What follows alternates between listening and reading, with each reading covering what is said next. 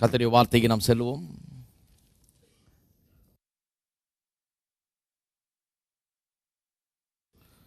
நூற்றி 12வது சங்கீதத்துக்கு செல்வோம்.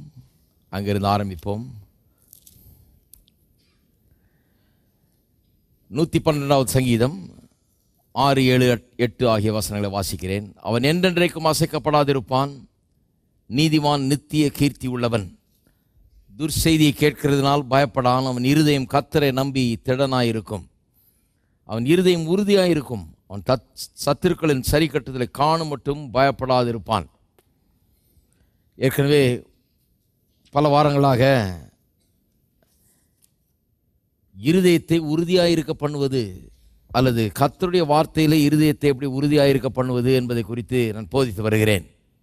இந்த விசுவாச தொடர் போதனையிலே இருதயத்தை கர்த்தருடைய வார்த்தையிலே உறுதியாயிருக்க பண்ணுவது எப்படி என்பதை குறித்து பார்த்து வருகிறோம். இந்த உறுதியாயிருக்கிற இருதயத்தை பற்றி தான் இங்கே 112வது சங்கீதத்தில் வாசிக்கிறோம்.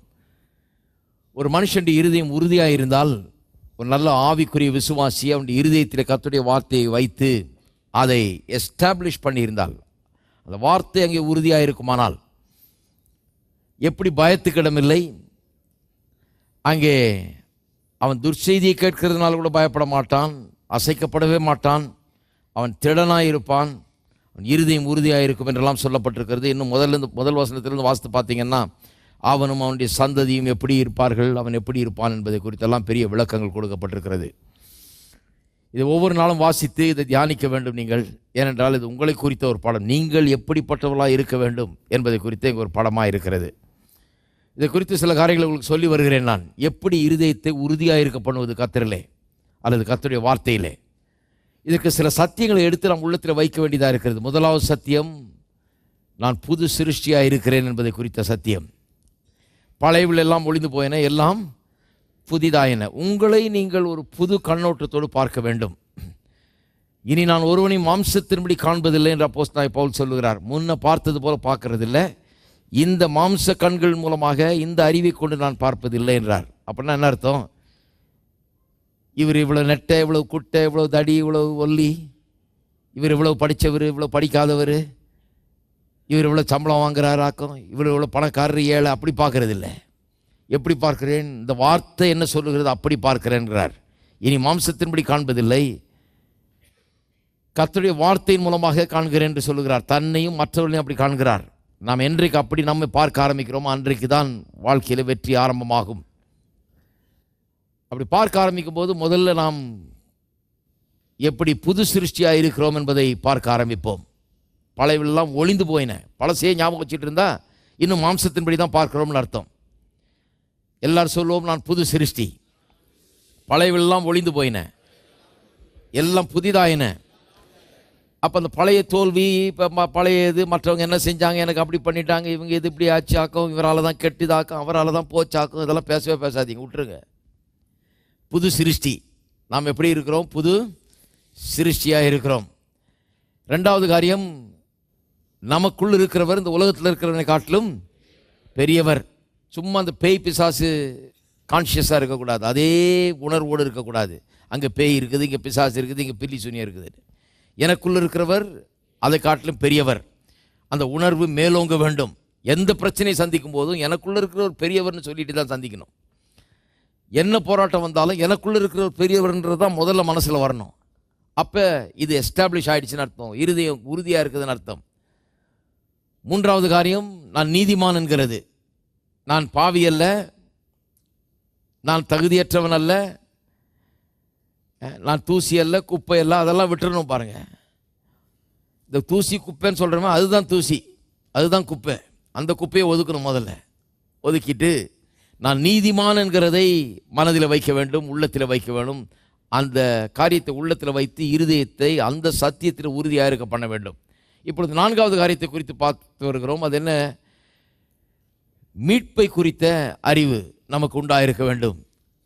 மீட்பு நமக்கு உண்டாயிருக்கிறது என்று வேதவசனம் நமக்கு சொல்லுகிறது. திருப்போம், கொலோசையர் 1ஆம் அதிகாரத்துக்கு திருப்போம்.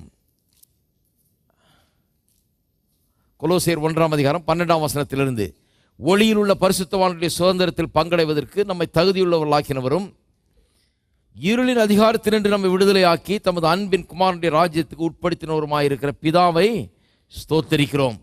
குமாரனாகிய அவருக்குள் அவருடைய இரத்தத்தினாலே பாவ மன்னிப்பாகிய மீட்பு நமக்கு உண்டாயிருக்கிறது. மீட்பு நமக்கு உண்டாயிருக்கிறது. எல்லாரும் சொல்லுவோம், மீட்பு நமக்கு உண்டாயிருக்கிறது. அதனால தான் நான் சொல்லி வருகிறேன், இந்த மீட்பிலே 2 பகுதி இருக்கிறது. ஒன்று the legal side of redemption, அதாவது ஏற்கனவே தேவன் கல்வாரி சிலுவையின் மூலமாக இயேசுவை கொண்டு நமக்காக செய்து முடித்த அந்த பகுதி, அதான் லீகல் சைடு. சட்டப்பூர்வமாய் சில காரியங்கள் செய்து முடித்தாகிவிட்டது. பரலோகத்திலே அவைகள் சட்டமாக ஏற்றப்பட்டாகிவிட்டது. இதுதான் சட்டம், இதுதான் உண்மை என்று பரலோகமே அறிவித்து விட்டது. என் நீதிமான் என்று அறிவித்திருக்கிறது, நான் புது சிருஷ்டி என்று அறிவித்திருக்கிறது, எனக்கு எதிராக எழும்பும் ஆயுதங்கள் வாய்க்காது என்று அறிவித்திருக்கிறது, எனக்கு பொல்லாப்பு நேரிடாது என்று அறிவித்திருக்கிறது, வாதை கூடாரத்தை அணுகாது என்று அறிவித்திருக்கிறது. இப்படி மீட்பின் மூலமாக எனக்கு என்ன சொந்தமாக இருக்கிறது என்பது பரலோகத்தின் சாசனத்திலே எழுதப்பட்டிருக்கிறது. சட்டமாக அது இயற்றப்பட்டாகிவிட்டது. இது சட்டப்பூர்வமாக நடந்து நிறைவேறின ஒன்று, லீகல் சைட் ஆஃப் ரிடம்ஷன். இதில் இன்னொரு பக்கம் இருக்கிறது, அது என்ன? The vital side of redemption. அது என்னவென்று சொன்னால், இன்றைக்கு அதை கொண்டு நான் செய்ய வேண்டிய காரியம். சட்டப்பூர்வமாக அவர் என்னெல்லாம் செய்யணுமோ அதெல்லாம் செய்து வைத்து விட்டார்.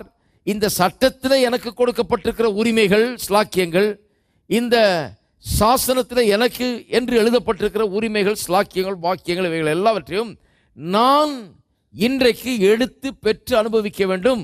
அவைகள் எனக்கு உரியது என்று சொல்லி நான் அதை இன்சிஸ்ட் பண்ணி நான் அதை எடுத்துக்கொள்ள வேண்டும். இதுதான் வைட்டல் சைட் ஆஃப் ரிடம்ஷன். இந்த 2 காரியத்தை நாம் பார்த்து வருகிறோம். ஆனால் அந்த போன வாரத்தில் நான் காண்பித்த ஒரு காரியத்தை பழைய ஏற்பாட்டிலிருந்து காண்பித்தேன். அது என்னன்னு சொன்னால், ஆபிரகாம் அவனுடைய சந்ததியார் இஸ்ரவேல் மக்களும் இந்த மீட்கப்பட்ட மக்களுக்கு ஒரு படமாக இருக்கிறார்கள். இந்த பழைய காலத்தில் மீட்கப்பட்ட மக்கள்னால் அவங்க தான்.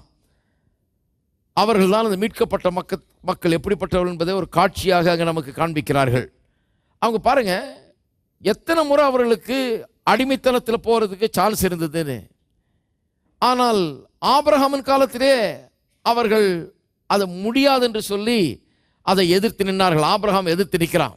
ஆனால் பிற்காலத்தில் பார்த்தீங்கன்னா, மோசேயின் காலத்தில் பார்த்தீங்கன்னு சொன்னால் அதுக்குள்ளே 430 வருஷம் அடிமைத்தனத்தில் அவர்கள் இருந்தார்கள். 430 வருஷம் அடிமைத்தனத்தில் இருக்க வேண்டிய அவசியமே கிடையாது. சிவந்த சமுத்திரத்தை கடந்து எகிப்தை கடந்து வெளியே வந்தபோது அவர்கள் எப்படி அடிமைத்தனத்திலிருந்து விடுதலையாக இருந்தார்களோ அந்த அளவுக்கு அங்கே உள்ளே இருந்து அடி வாங்கிட்டு அரை வயிற்று கஞ்சியை சாப்பிட்டுக்கிட்டு செங்கற்சூளையில் வேலை செஞ்சிட்டு இருக்க போது அவர்கள் விடுதலையாக தான் இருந்தாங்க. ஆனால் அந்த விடுதலையை அவர்கள் எடுத்துக்கொள்ளவில்லை. அந்த விடுதலையை அவர்கள் தங்களுடையது ஆக்கி கொள்ளவில்லை. பரலோகம் அவர்கள் விடுதலையானவர்களாக தான் கண்டது. ஆண்டவர் அவர்களுக்கு ஏற்கனவே சொல்லிட்டார், ஆபிரகாம் சந்ததிக்கு நீ கீழாக இருக்க மாட்டே, மேலாய் இருப்பாய். நீ வாளாக இருக்க மாட்டே, தலையாக இருப்பா. தலை தான் வாழை ஆட்டுது, வாள் தானே ஆடுறதில்லை. அப்போ நீ தலையாக இருப்ப, அப்போனா நீ அடிமையாக இருக்க மாட்டே, நீ எஜமானாய் இருப்ப, நீ ராஜாவாக இருப்ப, நீ அடிமையாக இருக்க மாட்டேன்னு கடவுள் ஏற்கனவே சொல்லிட்டார். உனக்கு எதிராக யார் எழுத முடியாது, உன்னை சபிக்கிறவர்களை நான் சபிப்பேன், உன்னை ஆசீர்வதிப்பேன்னு கர்த்தர் சொல்லிட்டார். உனக்கு எதிராக ஒரு மனுஷன் நிற்க முடியாதுன்னு சொல்லிட்டார் ஆபிரகாமை குறித்து கர்த்தர். இவ்வளவும் சொல்லிட்டதுனால தான் அவன் ராஜாக்கள் அவனை எதிர்த்து வந்தப்போ கூட அவன் எதிர்த்து போகிறான், அவர்களை ஜெயிக்கிறான், வெல்லுகிறான். எத்தனை தடவை அடிமைப்படுறதுக்கு அவனுக்கு சான்ஸ் வந்தது. ஆனால் அதை அவன் ஏற்க மறுக்கிறான் இல்லையா? இன்னும் கேட்டால் அவனுடைய சொந்தக்காரர்கள் அடிமைப்பட்டு போகிறப்ப, லோத்தின் குடும்பத்தார் அடிமைப்பட்டு போகிறப்ப அவர்களை போய் விடுவித்து கொண்டு வர்றான். ஏன்னா அடிமைத்தனம் நம்மளுக்கு இல்லை, நான் அடிமையாக இருக்கக்கூடாது அப்படிங்கிற ஒரு எண்ணம் பாருங்க அவனுக்கு. மறுபடியும் பஞ்சத்துக்கு அடிமையாகிறதுக்கு சான்ஸ் இருக்குது. பல தேசங்களில் அடிமைகளை வாழக்கூடிய சான்ஸ் இருந்தது. ஆபிரகாமின் காலத்திலேயே, ஈசாக்கின் காலத்திலேயே, யாக்கோபின் காலத்திலாம் இருந்தது. ஆனால் அவர்கள் அதிலிருந்தெல்லாம் மீண்டு வெளியே வந்தார்கள். ஒரு நாளும் ஒருவரும் தங்களை அடிமைப்படுத்த அவர்கள் இடம் கொடுத்ததே கிடையாது. ஆனால் மோசேயின் காலத்தில் பார்த்தீங்கன்னா அதுக்குள்ளே 430 வருஷம் அவர்கள் அடிமையாய் இருந்து விட்டார்கள். கடைசியில் பார்த்தீங்கன்னா ஆண்டவர் மோசேயிட்ட இந்த இஸ்ரவேல் மக்களை விடுவிக்கிறத பற்றி பேசுகிறாரு. அவனுக்கு பாருங்கள் ஒன்றுமே விளங்கலை. முதல் அதிகாரங்களை வாசித்து பார்த்தீங்கன்னா யாத்திராமத்தில் ஆச்சரியமாக இருக்குது. எவ்வளவு அவனுக்கு நம்பவே முடியலன்னு சொல்லி, நான் போய் சொன்னால் எப்படி நம்புவாங்கங்கிறான் பாருங்கள். ஏன்னா அவன் அற்புதங்களை இதெல்லாம் கண்டதில்லை. 430 வருஷம் அடிமையாகவே வாழ்ந்து பழக்கப்பட்டாச்சு. ஆண்டவருடைய அற்புதங்களை கண்டதில்லை. நாம் உடன்படிக்கையின் மக்கள், ஆபிரகாமின் சந்ததியார், நாம் அடிமைகளாக இருக்கக்கூடாது, நாம் ஆசீர்வதிக்கப்பட்டவர்கள்ன்ற உணர்வெல்லாம் போயிடுச்சு பாருங்கள். அடிமையாக இருந்த பழக்கமாயிடுச்சு. அரை வயிற்று கஞ்சியை சாப்பிட்டே பழக்கமாயிடுச்சு.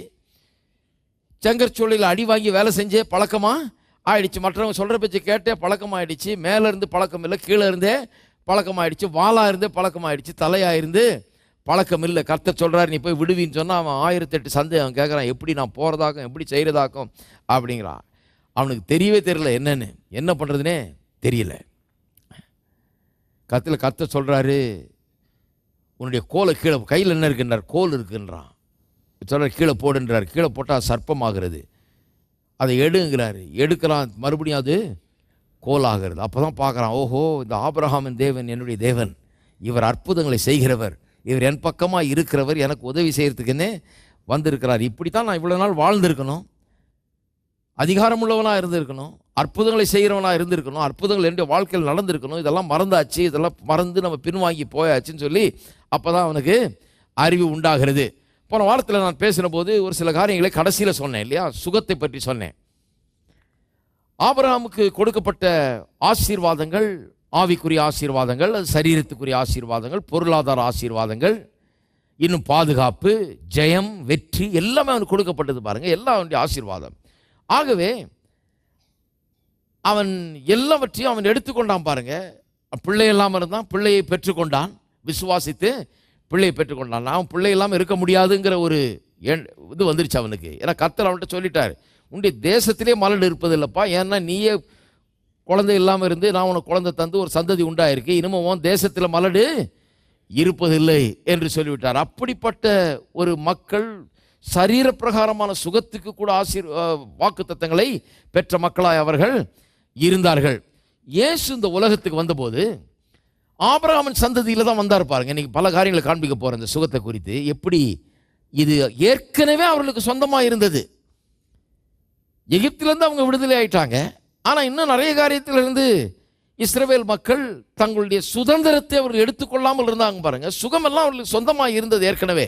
இயேசு இந்த பூலோகத்துக்கு வந்தபோது கலாத்தியர் 4:4 படி பார்த்தால் அவர் எப்படி வந்தாராம், ஒரு ஸ்திரீயின் வயிற்றில் பிறந்தவராய் நியாயப்பிரமாணத்துக்கு உட்பட்டவராய் வந்தார். அப்படின்னு சொன்னால் யூத வம்சத்திலே அந்த மார்க்கத்தில் பிறந்தவர், ஆபிரகாமின் சந்ததியிலே வந்தவர், தாவீதின் குமாரனாய் வந்தவர், ஆபிரகாமின் சந்ததியில் வந்தவர். அப்போ இஸ்ரவேல் மக்களிடத்தில் வர்றார், அவர் தமக்கு சொந்தமானவரிடத்தில் வந்தார் என்று எழுதப்பட்டிருக்கிறது. யூத மக்களில் ஒருவராய் பிறந்து ஆபிரகாமின் உடன்படிக்கை இவருக்கு சொந்தம், இவரை போலவே எல்லாருக்கும் சொந்தம். ஆனால் இவருக்கும் மற்றவர்களுக்கு என்ன வித்தியாசம்னா, மற்றவர்கள்லாம் மறந்துட்டாங்க இந்த ஆபிரகாமின் உடன்படிக்கையை.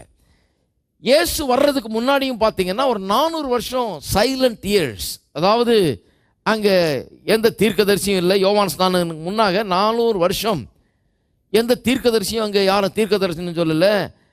கடவுளுடைய வார்த்தையை போதிக்கிறதுக்கு ஒரு ஆள் இல்லை. ஜனங்க ஒரு பின்மாற்றத்தில் இருக்கிறார்கள், எல்லாம் அமைதியாக இருக்குது, நிசப்தமாக இருக்குது. அங்கே ஜனங்கள் ஒரு பின்மாற்றமான நிலையில் இருக்கிறார்கள். அப்போ இயேசு அந்த ஜனங்கள் மத்தியில் வர்றாரு பாருங்க. இவரெல்லாம் உடன்படிக்கையின் மக்கள், சுகமெல்லாம் இவர்களுக்கு சொந்தம், வெற்றி இவர்களுக்கு சொந்தம், ஜெயம் இவர்களுக்கு சொந்தம், செழிப்பு இவர்களுக்கு சொந்தம். இவரெல்லாம் ஆபிரகாமின் சந்ததியார், தலையாக இருக்க வேண்டியவர்கள், வாளாக இருக்க வேண்டியதில்லை.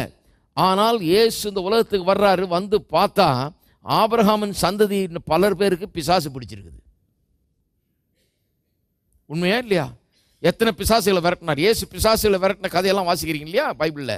அதெல்லாம் ஆபிரகாமின் சந்ததியில் உள்ள மக்கள்லேருந்து தான் பிசாசை விரட்டுறாரு. அவன் யார்? அவன் யூதன், ஆபிரகாமின் சந்ததியை சேர்ந்தவன். அவனுக்கு பிசாசு பிடிச்சிருக்குது பாருங்க. பிசாசு பிடிச்சி ஒருத்தன் கொண்டாடுறான், இயேசு என்னுடைய குமாரனே தீயில தள்ளுது, அந்த பிசாசு தண்ணியில் தள்ளுது, சாகடிக்க பார்க்குது, உனக்கு செவிட்டு ஊமையுமான ஆவியாக இருக்குது. அப்போ இயேசு இந்த பூலோகத்துக்கு வந்து ஆபிரகாமின் சந்ததியில் பிறந்து அவர் நடமாடுறாரு. இவர் வித்தியாசமானவராக இருக்கிறாரு. அந்த ஜனங்கள்லாம் ஒரு விதமாக இருக்கிறாங்க, அவங்கெல்லாம் பின்மாற்றத்தில் இருக்கிறாங்க. நிறைய பேர் பிசாசு பிடித்தவர்களாக இருந்தார்கள், நிறைய பேர் வியாதியஸ்தர்களாக இருந்தார்கள், நிறைய பேர் பரிதாபமான நிலையிலே கிடந்தார்கள். ஏன்னு சொன்னால் தரித்திரத்தில் கிடந்தார்கள், எல்லாத்திலையும் கிடந்தார்கள். ஏன்னா இந்த ஆபிரகாமின் சந்ததியார் நாம், இதெல்லாம் நமக்கு சொந்தம் என்கிற ஒரு உணர்வு அவர்களிடத்திலே இல்லாமல் போயிட்டு. இயேசுவினுடைய ஊழியத்தில் ரொம்ப முக்கியமான ஒரு பகுதி என்னன்னு சொன்னால் நிறைய பேருக்கு சுகத்தை அளித்தார். அதனால தான் அதை நான் எடுக்கிறேன் இப்போ. ஏன்னு சொன்னால் அது ஏன் ரொம்ப முக்கியம்னு சொன்னால், அவர் சுகத்தை அளித்த விதத்தை உங்களுக்கு காண்பிக்க போகிறேன். இங்கே ஒரு மனுஷன் எப்படி பார்க்குறாருன்னு சொன்னால், இதெல்லாம் சுகம் ஏற்கனவே இவர்களுடையது என்பதை அவர் பார்க்கிறார். இவருக்கும் அவங்களுக்கு என்ன வித்தியாசம்னா, இனத்தில் வித்தியாசம் இல்லை, இனம் ஒன்று தான். உடன்படிக்கையில் வித்தியாசம் இல்லை. இவரும் அவங்களும் எல்லாரும் ஒரே உடன்படிக்கையின் கீழே தான் இருக்கிறாங்க. இவருக்கும் மற்றவர்களுக்கும் ஒரே வாக்குத்தத்தம் தான் கொடுக்கப்பட்டிருக்கிறது. ஒரு காரியத்தை ஞாபகம் வைத்துக் கொள்ள வேண்டும். இயேசு இந்த உலகத்துக்கு வந்தபோது மனிதனாய் வந்தார். தம்முடைய தெய்வத்துவத்தை எடுத்து கொஞ்சம் ஓரமாக வச்சுட்டு மனிதனாகவே இயங்குகிறார். அவர் முழுமையாக தேவனாகவும் முழுமையாக மனிதனாகவும் இருக்கிறார். ஆனால் தேவன் என்கிறத அவர் பயன்படுத்தலை, தம்முடைய தெய்வத்துவத்தை அவர் பயன்படுத்தலை, அதன் மூலமாக அவர் கிரியை செய்யலை, செயல்படலை, மனிதனாகவே செயல்படுகிறார். அதனால தான் அந்த உலகத்தில் இருந்தபோது எல்லா தீர்க்கதரிசிகள், ஆபிரகாம் என்ற உடன்படிக்கையின் கீழே வந்த எல்லா தீர்க்கதரிசிகளும் எப்படி ஊழியம் செஞ்சாங்களோ அப்படி தான் செஞ்சார். இவர் வார்த்தையை பேசினார், கடவுளுடைய வார்த்தையை, இல்லையா? கடவுளுடைய வார்த்தையை பேசினார். அந்த வார்த்தையை எடுத்து தம்முடைய வாயில வைத்து பேசினார். கடவுளுடைய வார்த்தையை பெருசா எண்ணி தம்முடைய வாயில வைத்து அதை பேசுகிறாரு. அவர்களை போலதான் அவரும் ஊழியம் செய்தாரு. ஆவியில் அறிந்து பரிசுத்த ஆவியினால் அபிஷேகம் பண்ணப்பட்டவராய் ஒரு மனுஷனாக இருந்து தான் இந்த உலகத்தில் ஊழியம் செய்தார். அப்ப இந்த மனுஷனுக்கும் அதே ஆபிரகாமின் சந்ததியை சேர்ந்த மற்ற மனுஷருக்கு என்ன வித்தியாசம்? அவர்களுக்கெல்லாம் தாங்கள் எந்த சந்ததின்னு மறந்துட்டாங்க, தன்னுடைய ஆசீர்வாதங்கள் என்னன்னு மறந்துட்டாங்க. இந்த வைட்டல் சைட் ஆஃப் ரிடம்ஷன், மீட்பு அவர்களுக்கு உண்டாயிருந்தது, அநேக ஆசீர்வாதங்களுக்கு அவர்கள் உண்டாயிருந்தது. பரலோகம் இந்த ஆசீர்வாதங்கள்லாம் அவர்களுடையது என்று அறிவித்து விட்டது. இன்னும் கேட்டால் ஒரு இரத்த உடன்படிக்கையை தேவன் அவனோடு கூட பண்ணி, ஆபிரகாமோடு பண்ணி, இதை நிச்சயமா உனக்கு செய்யவே செய்வோம், உன்னை ஆசீர்வதிக்கவே ஆசீர்வதிப்பேன்னு சொல்லி அவ்வளவு வாக்கு பண்ணிட்டாரு. இருந்தாலும் இவர்கள் தரித்திரத்திலையும் வியாதியிலேயும் இன்னும் பலவிதமான சாபக்கேடுகளிலேயும் பிசாசு பிடித்தவர்களாகவும் வாழ்ந்து கொண்டிருக்கிறார்கள். இயேசு அவர்கள் மத்தியில் வர்றார். இவர் ஒரு மனுஷன் தான், அதே இனம் தான், அதே சந்ததி தான், அதே உடன்படிக்கை தான் எல்லாம். ஆனால் இவருக்கு அதை பற்றி ஒரு பெரிய அறிவு. அதுதான் கொஞ்சம் கவனிக்க விரும்புகிறேன். நீங்கள் அதை பற்றி ஒரு பெரிய அறிவு பாருங்க. அவர் மத்தியில் வர்றாரு. முதல் உதாரணத்துக்கு திருப்போம். இது லேசாக நான் சொன்னேன், ஆனால் அந்த வசனத்துக்கு திருப்பாமல் சும்மா ரெஃபர் பண்ணி விட்டுட்டேன். அதை அதிலிருந்து ஆரம்பிப்போம். இன்னும் பல உதாரணங்களை நான் உங்களுக்கு காண்பிக்க போகிறேன். லூக்கா எழுதின சுவிசேஷத்தை திருப்போம். லூக்கா 13ஆம் அதிகாரம், லூக்கா 13:11 10 வாசிக்கிறேன். ஒரு ஓய்வு நாளில் அவர் ஜெப ஆலயத்தில் போதகம் பண்ணி கொண்டிருந்தார். பாருங்க, அவர் ஒரு யூதர், ஆபிரகாமின் சந்ததியில் இருக்காரு. அவர்களுக்கு ஜபாலயங்கள் இருந்தது. யூதர்களுக்கு எல்லா யூதரை போலும் இவரும் ஜபாலயத்துக்கு போறாரு. ஜபாலயங்களிலே போதகம் பண்ணி கொண்டிருந்தார். அப்பொழுது 18 வருஷமாய் பலவீனப்படுத்தும் ஆவியை கொண்ட ஒரு ஸ்திரீ அங்கே இருந்தாள். அவள் எவ்வளவும் நிமிரக்கூடாத கூனியாய் இருந்தாள். இயேசு அவளை கண்டு தம்மிடத்தில் அழைத்து, ஸ்திரீயே, உன் பலவீனத்தினின்று விடுதலையாக்கப்பட்டாய் என்று சொல்லி அவள் மீது தமது கைகளை வைத்தார். உடனே அவள் நிமிர்ந்து தேவனை மகிமைப்படுத்தினாள். பாருங்க, தேவாலயத்துக்கு போறாரு. எல்லாரும் தான் தேவாலயத்துக்கு வர்றாங்க. 18 வருஷமா இந்த அம்மா கூனியா இருந்தாள். இந்த அம்மாவும் தேவாலயத்தில் தான் போயிட்டு வர்றாங்க.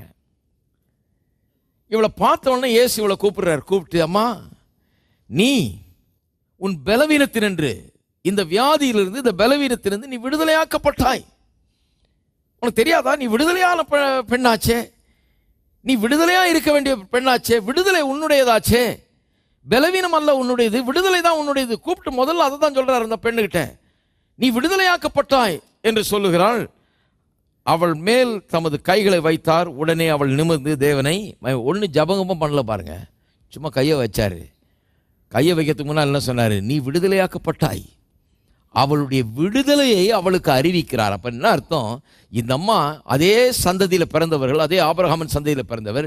இயேசுவுக்கு என்னெல்லாம் ஆசீர்வாதம் சொந்தமோ, இயேசுவுக்கு எந்த உடன்படிக்கை சொந்தமோ, மனுஷனாய் பிறந்த இயேசுவுக்கு என்ன ஆசீர்வாதங்கள் எல்லாம் சொந்தமோ அதே ஆசீர்வாதம் இந்த அம்மாவுக்கு சொந்தம். இவருக்கு தெரியுது, ஆனால் அந்த அம்மாவுக்கு தெரியுதுல. 18 வருஷமா ஆலயத்துக்கு போயிட்டு இருக்கா, யாரும் அந்த அம்மாவுக்கு சொல்லலை பாருங்க. அப்போ என்ன பிரசங்கம் பண்ணியிருக்கிறாங்க? ரொம்ப மதம் மார்க்கமாய் போயிடுச்சு. அங்கே உள்ள அந்த யூத மார்க்கம் அதுக்குள்ளே கெட்டு போயிட்டு இருக்க மாதிரி இருக்குது.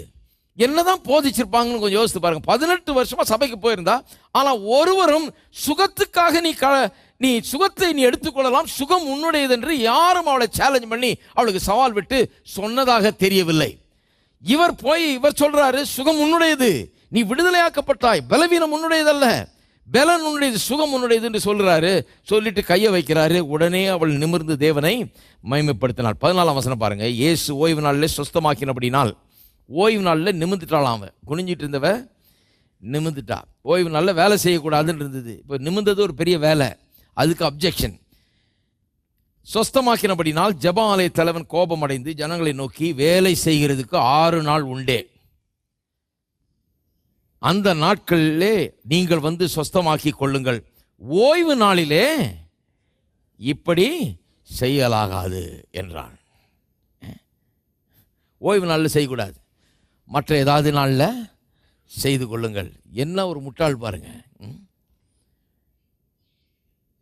கடவுளுடைய உடன்படிக்கையெல்லாம் மறந்தாச்சு. இப்போ ஓய்வு நாள் வந்து ஜனங்களை விட பெருசாகி போச்சு. ஓய்வு நாளை எதுக்கு கடவுள் உண்டாக்குனாரு? ஜனங்களுக்காக உண்டாக்குனார். அவனுக்கு ஓய்வு வேணும்னு சொல்லி தான் ஓய்வு நாளை உண்டாக்குனாரு. ஜனங்களுக்காக ஓய்வு நாளை ஒழிய ஓய்வு நாளுக்கு அல்ல. ஓய்வு நாளுக்காக ஜனம் அல்ல, ஓய்வு நாளுக்காக மனுஷன் அல்ல, மனுஷனுக்காக ஓய்வு.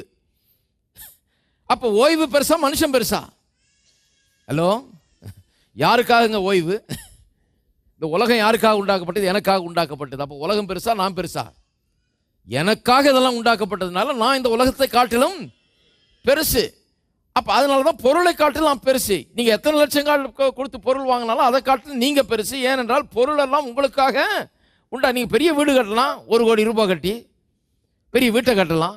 ஆனால் அந்த வீட்டை காட்டிலும் நீங்கள் பெரியவர். ஏன்னு சொன்னால் உங்களுக்காக நீங்கள் அந்த வீட்டை கட்டினீங்க. நீங்கள் இருக்கிறதுக்கு தானே வீடு, நீங்கள் இல்லைன்னா என்னதுக்கு வீடு? உங்களுக்காக தான் வீடு. வீட்டை காட்டிலும் நீங்கள் பெரியவர் இல்லையா? அப்போ நம்ம வீட்டை ஒத்திக்கிறது இல்லை, வீட்டை பெருசாக நினைக்கிறது இல்லை, நம்மளை தான் பெருசாக நினைக்கிறோம். வீடு சும்மா இருக்கிறதுக்கு தான் வீடு இல்லையா? அப்போ இந்த மனுஷனுக்காக தான் ஓய்வு ஒழிய ஓய்வுக்காக மனுஷன் அல்ல, ஓய்வு நாளுக்காக மனுஷன் அல்ல. அப்படியே ராங் எம்பசைஸாக போயிடுச்சு பாருங்க. ஒரு பெரிய மத மார்க்கமாக அது கொண்டு போயிட்டாங்க. ஒரு பெரிய தவறை செய்து விட்டார். இங்கே பாருங்க 15ஆம் வசனம். கர்த்தர் அவனுக்கு பிரதித்திரமாக, மாயக்காரனே. நிறைய பேர் இன்றைக்கு இயேசு சபைக்கு வந்தாருன்னா பிடிக்காதுன்னு நினைக்கிறேன். ஏன்னா இன்றைக்கும் நிறைய மாய வித்தைக்காரர்கள் இருக்காங்க. இந்த மாதிரி ஆளுங்க மாயக்காரனே. அச்சடார், மாயக்காரனே, உங்களில் எவனும் ஓய்வு நாளில் தன் எருதையாவது தன் கழுதையாவது தொழுதத்திலிருந்து அழுத்து கொண்டு போய் அதற்கு தண்ணீர் காட்டுகிறது இல்லையா? நிறைய பேர் நினைக்கிறீங்க நான் தான் இப்படி பிரசங்கம் பண்ணுறேன்னு. இயேசுவும் இப்படி தான் பிரசங்கம் பண்ணார். அவர்கிட்ட தான் நான் கற்றுக்கிட்டேன். யாராவது உங்களுடைய எருதையாவது கழுதையாவது ஓய்வு நாளில் அவிழ்த்து கொண்டு போய் அதற்கு தண்ணீர் காட்டுகிறது இல்லையா? இல்லை முட்டாளேன்றாரு. ஓய்வு நாளில் உன்னுடைய மிருகத்தை கொண்டு போய் அதுக்கு தண்ணீர் காட்டுகிறது இல்லையா? இதோ சாத்தான் 18 வருஷமாய் கட்டியிருந்த ஆபிரகாமின் குமாரத்தியாகிய இவளை ஓய்வு நாளில் இந்த கட்டிலிருந்து அவிழ்த்து விட வேண்டியதில்லையா என்றார். எப்படி சொல்றாரு பாருங்க. ஆபிரகாமின் சந்ததி இவர். அவருக்கு ஆத்திரமா வருது இந்த அம்மா குனிஞ்சிட்டு இருக்கிறத பார்த்தா. சொல்றாரு 18 வருஷமா கட்டப்பட்டிருந்த, பிசாசினால் கட்டப்பட்டிருந்த இவங்களுக்கு இதெல்லாம் மாறி போச்சு பாருங்க. இப்போ காலகாலமாக பின்வாங்கி போய் ஒரு மாதிரி ஆகி 400 வருஷமாக இந்த தீர்க்கதரிசியும் கிடையாது, ஒன்றும் கிடையாது, நாட்டில் பெரிய ஒரு ஆவிக்குரிய எழுப்புதல் கிடையாது, ஒன்றும் கிடையாது, செத்த ஒரு மார்க்கமாகி போயிடுச்சு. அதனால் இங்கே தேவாலயத்தில் உட்காந்துட்டு என்ன பிரசங்கம் பண்ணிட்டு இருந்தாங்கன்னு தெரியல. நான் நினைக்கிறேன் மீதி பசங்களெல்லாம் வாஸ்து பார்த்தா தெரியுது. நான் நினைக்கிறேன் சிலர்லாம் இப்படியே பிரசங்கம் பண்ண ஆரம்பிச்சிட்டாங்க. கர்த்தர் சில நேரங்களில் வியாதியை தருகிறார், சில நேரங்களில் உங்கள் முப்பாட்டன் செய்த பாவத்தினால உனக்கு இப்போ வியாதி. இப்போ தானே பிரசங்கம் பண்ண ஆரம்பிச்சிட்டாங்கன்னு நினைக்கிறேன். இதெல்லாம் வந்துருச்சு, உள்ளே பூந்துருச்சு. நம்முடைய முப்பாட்டனாகிய ஆபிரகாமுக்கு கர்த்தர் சுகத்தை வாக்கு பண்ணியிருக்கிறார்னு பிரசங்கம் பண்ணுறதுக்கு ஆள் இல்லை. சுகம் நம்முடையது, அது நம்முடைய பிறப்புரிமை. நாம் தலையாயிருப்போம், வாலாயில்லை, கீழாயிருக்கக்கூடாது, மேலாயிருப்போம். இதுதான் நம்முடைய பிறப்புரிமை. இதுக்காகவே பிறந்தவர்கள், தேவனால் ஆசீர்வதிக்கப்பட்ட மக்கள், எல்லா ஜனத்தை காட்டிலும் விசேஷமானவர்கள். இரத்த உடன்படிக்கை தேவன் நம்முடைய புற்பிதாவாகி ஆபிரகாமோடு ஏற்படுத்தி இருக்கிறார். இதெல்லாம் யாரும் பேசலைன்னு நினைக்கிறேன். ஏன்னா அதை பற்றி ஒரு வெளிப்பாடு, அதை பற்றி ஒரு அறிவு யாருக்கும் இல்லை. என்ன போதிச்சிட்டு இருக்கிறாங்க? நீ வியாதியாக இருந்தேன்னா ஒருவேளை கர்த்தர் உனக்கு ஏதாவது ஒன்றை கற்றுக் கொடுக்க முடியாது, இதை கொடுத்துருக்கலாம். அப்படி கொடுத்தா, அப்படி சொன்ன ஆள்லாம் நான் பார்த்துருக்கிறேன். என்ன கற்றுக் கொடுத்தான்னு கேட்டால் அது தெரியல அவங்களுக்கு. அப்படிதான் கர்த்தர் கற்றுத்தர்றாருன்னா அப்போ நம்ம கற்றுக்க வேண்டியது நிறையா இருக்குது. ஆனால் அவ்வளோ வியாதியை நம்ம தாங்கிக்க முடியுமா? தாங்க முடியாது. வியாதியினால் கர்த்தர் கற்றுத்தர்றதில்லை. கர்த்தர் தம்முடைய வார்த்தையை கொண்டு கற்றுத்தர்றார், அதுக்கு ஆவியானவரை கொண்டு கற்றுத்தர்றார், இப்படிலாம் கற்றுத்தர்றார். வியாதியை கொண்டு கற்றுத்தர்றது கிடையாது. அப்படிலாம் கற்றுத்தர வேண்டிய அவசியம் இல்லை. நீங்கள் யாராவது உங்கள் பிள்ளைகளுக்கு வியாதியை கொடுத்து கற்றுத்தர்றீங்களா? இந்த பிள்ளை சொன்னால் கேட்க மாட்டாங்கன்னா கேன்சர் கொடுத்தா தான் கற்றுக்குவான் போல இருக்கு. யாருக்காவது கொடுப்பீங்களா? அப்படி செய்யவே மாட்டோம். பொல்லாதவர்களாகி நீங்கள் உங்கள் பிள்ளைகளுக்கு நல்ல ஈவுகளை கொடுக்க அறிந்திருக்கும் போது நல்ல பரலோக பிதா அவர் எப்படி அப்படி செய்வார்? செய்யவே மாட்டார். பாருங்க, எப்படியோ பின்மாற்றத்தில் போய் இவர்கள் தன்னுடைய ஆசீர்வாதங்களெல்லாம் மறந்து வேற திசையில் போயிட்டாங்க.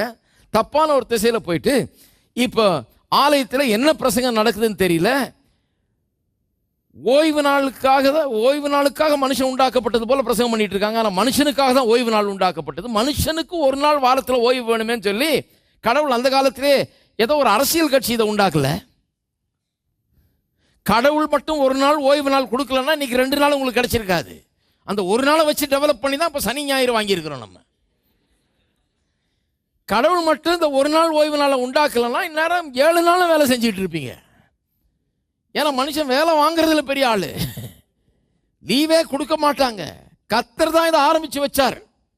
ஹலோ, அதனால அந்த லீவு கிடைக்கும் போது தான் கர்த்தருக்கு ஒரு ஸ்தோத்திரம் சொல்லுங்க.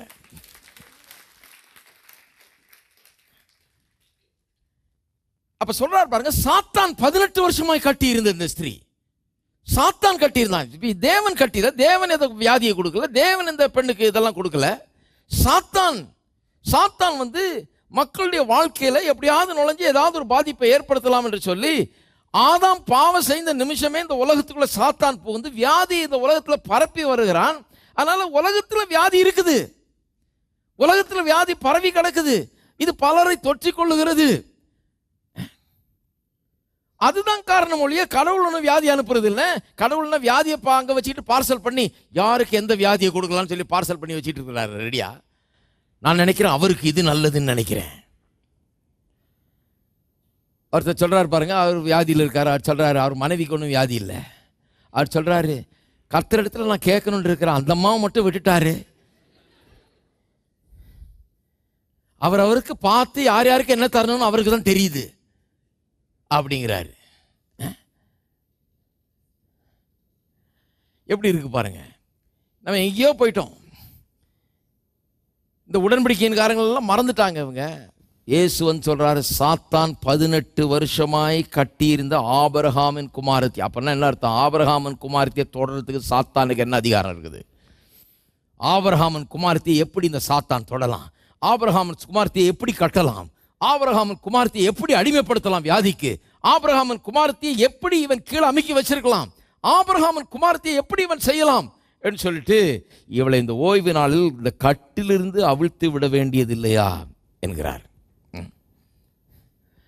அதான் அவர் அவிழ்த்து விட்டார்.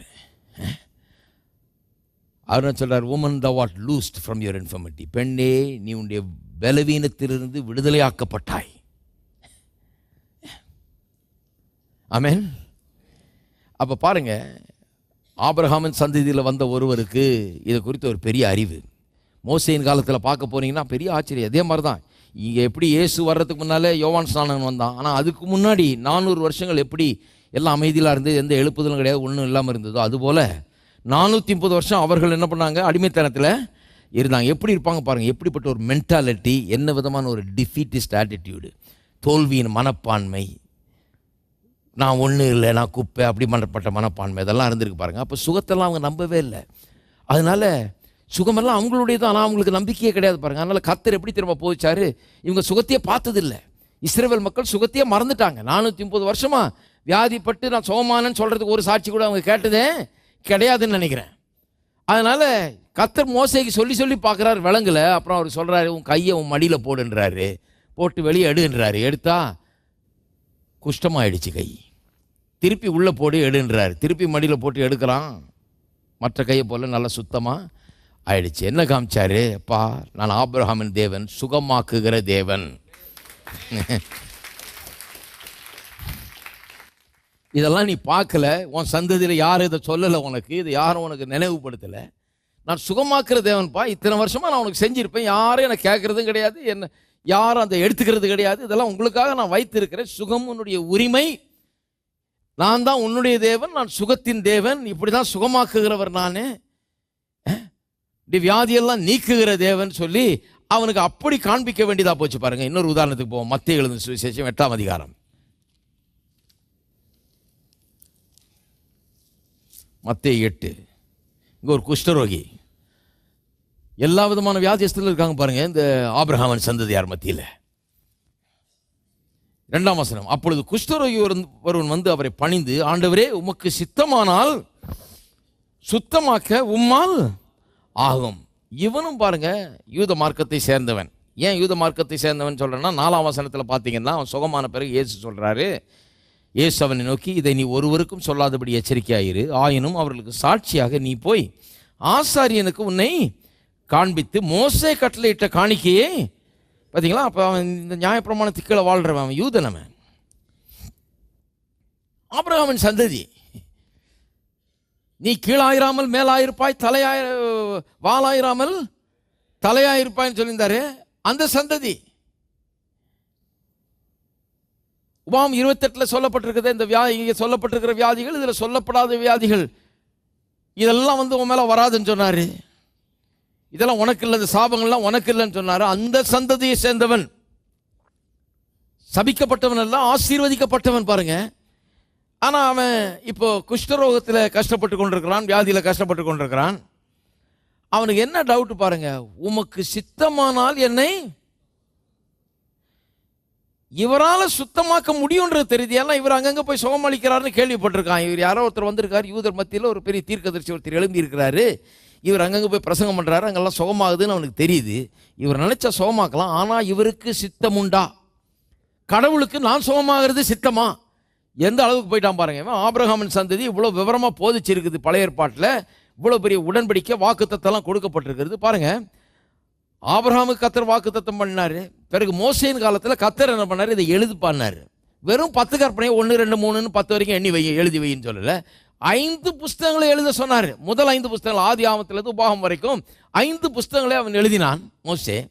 இதெல்லாம் ஏன் கர்த்தர் எழுத சொன்னார்ன்னு சொன்னால், இந்த மக்களுக்கு மோசேயின் காலத்தில் ஏன் அவ்வளோ பின்வாங்கி போய் அவ்வளோ மறந்துருந்தாருன்னு சொன்னால், அவர்களுக்கு இதெல்லாம் எழுதி வைக்கக்கூடிய ஆட்கள் யாரும் கிடையாது.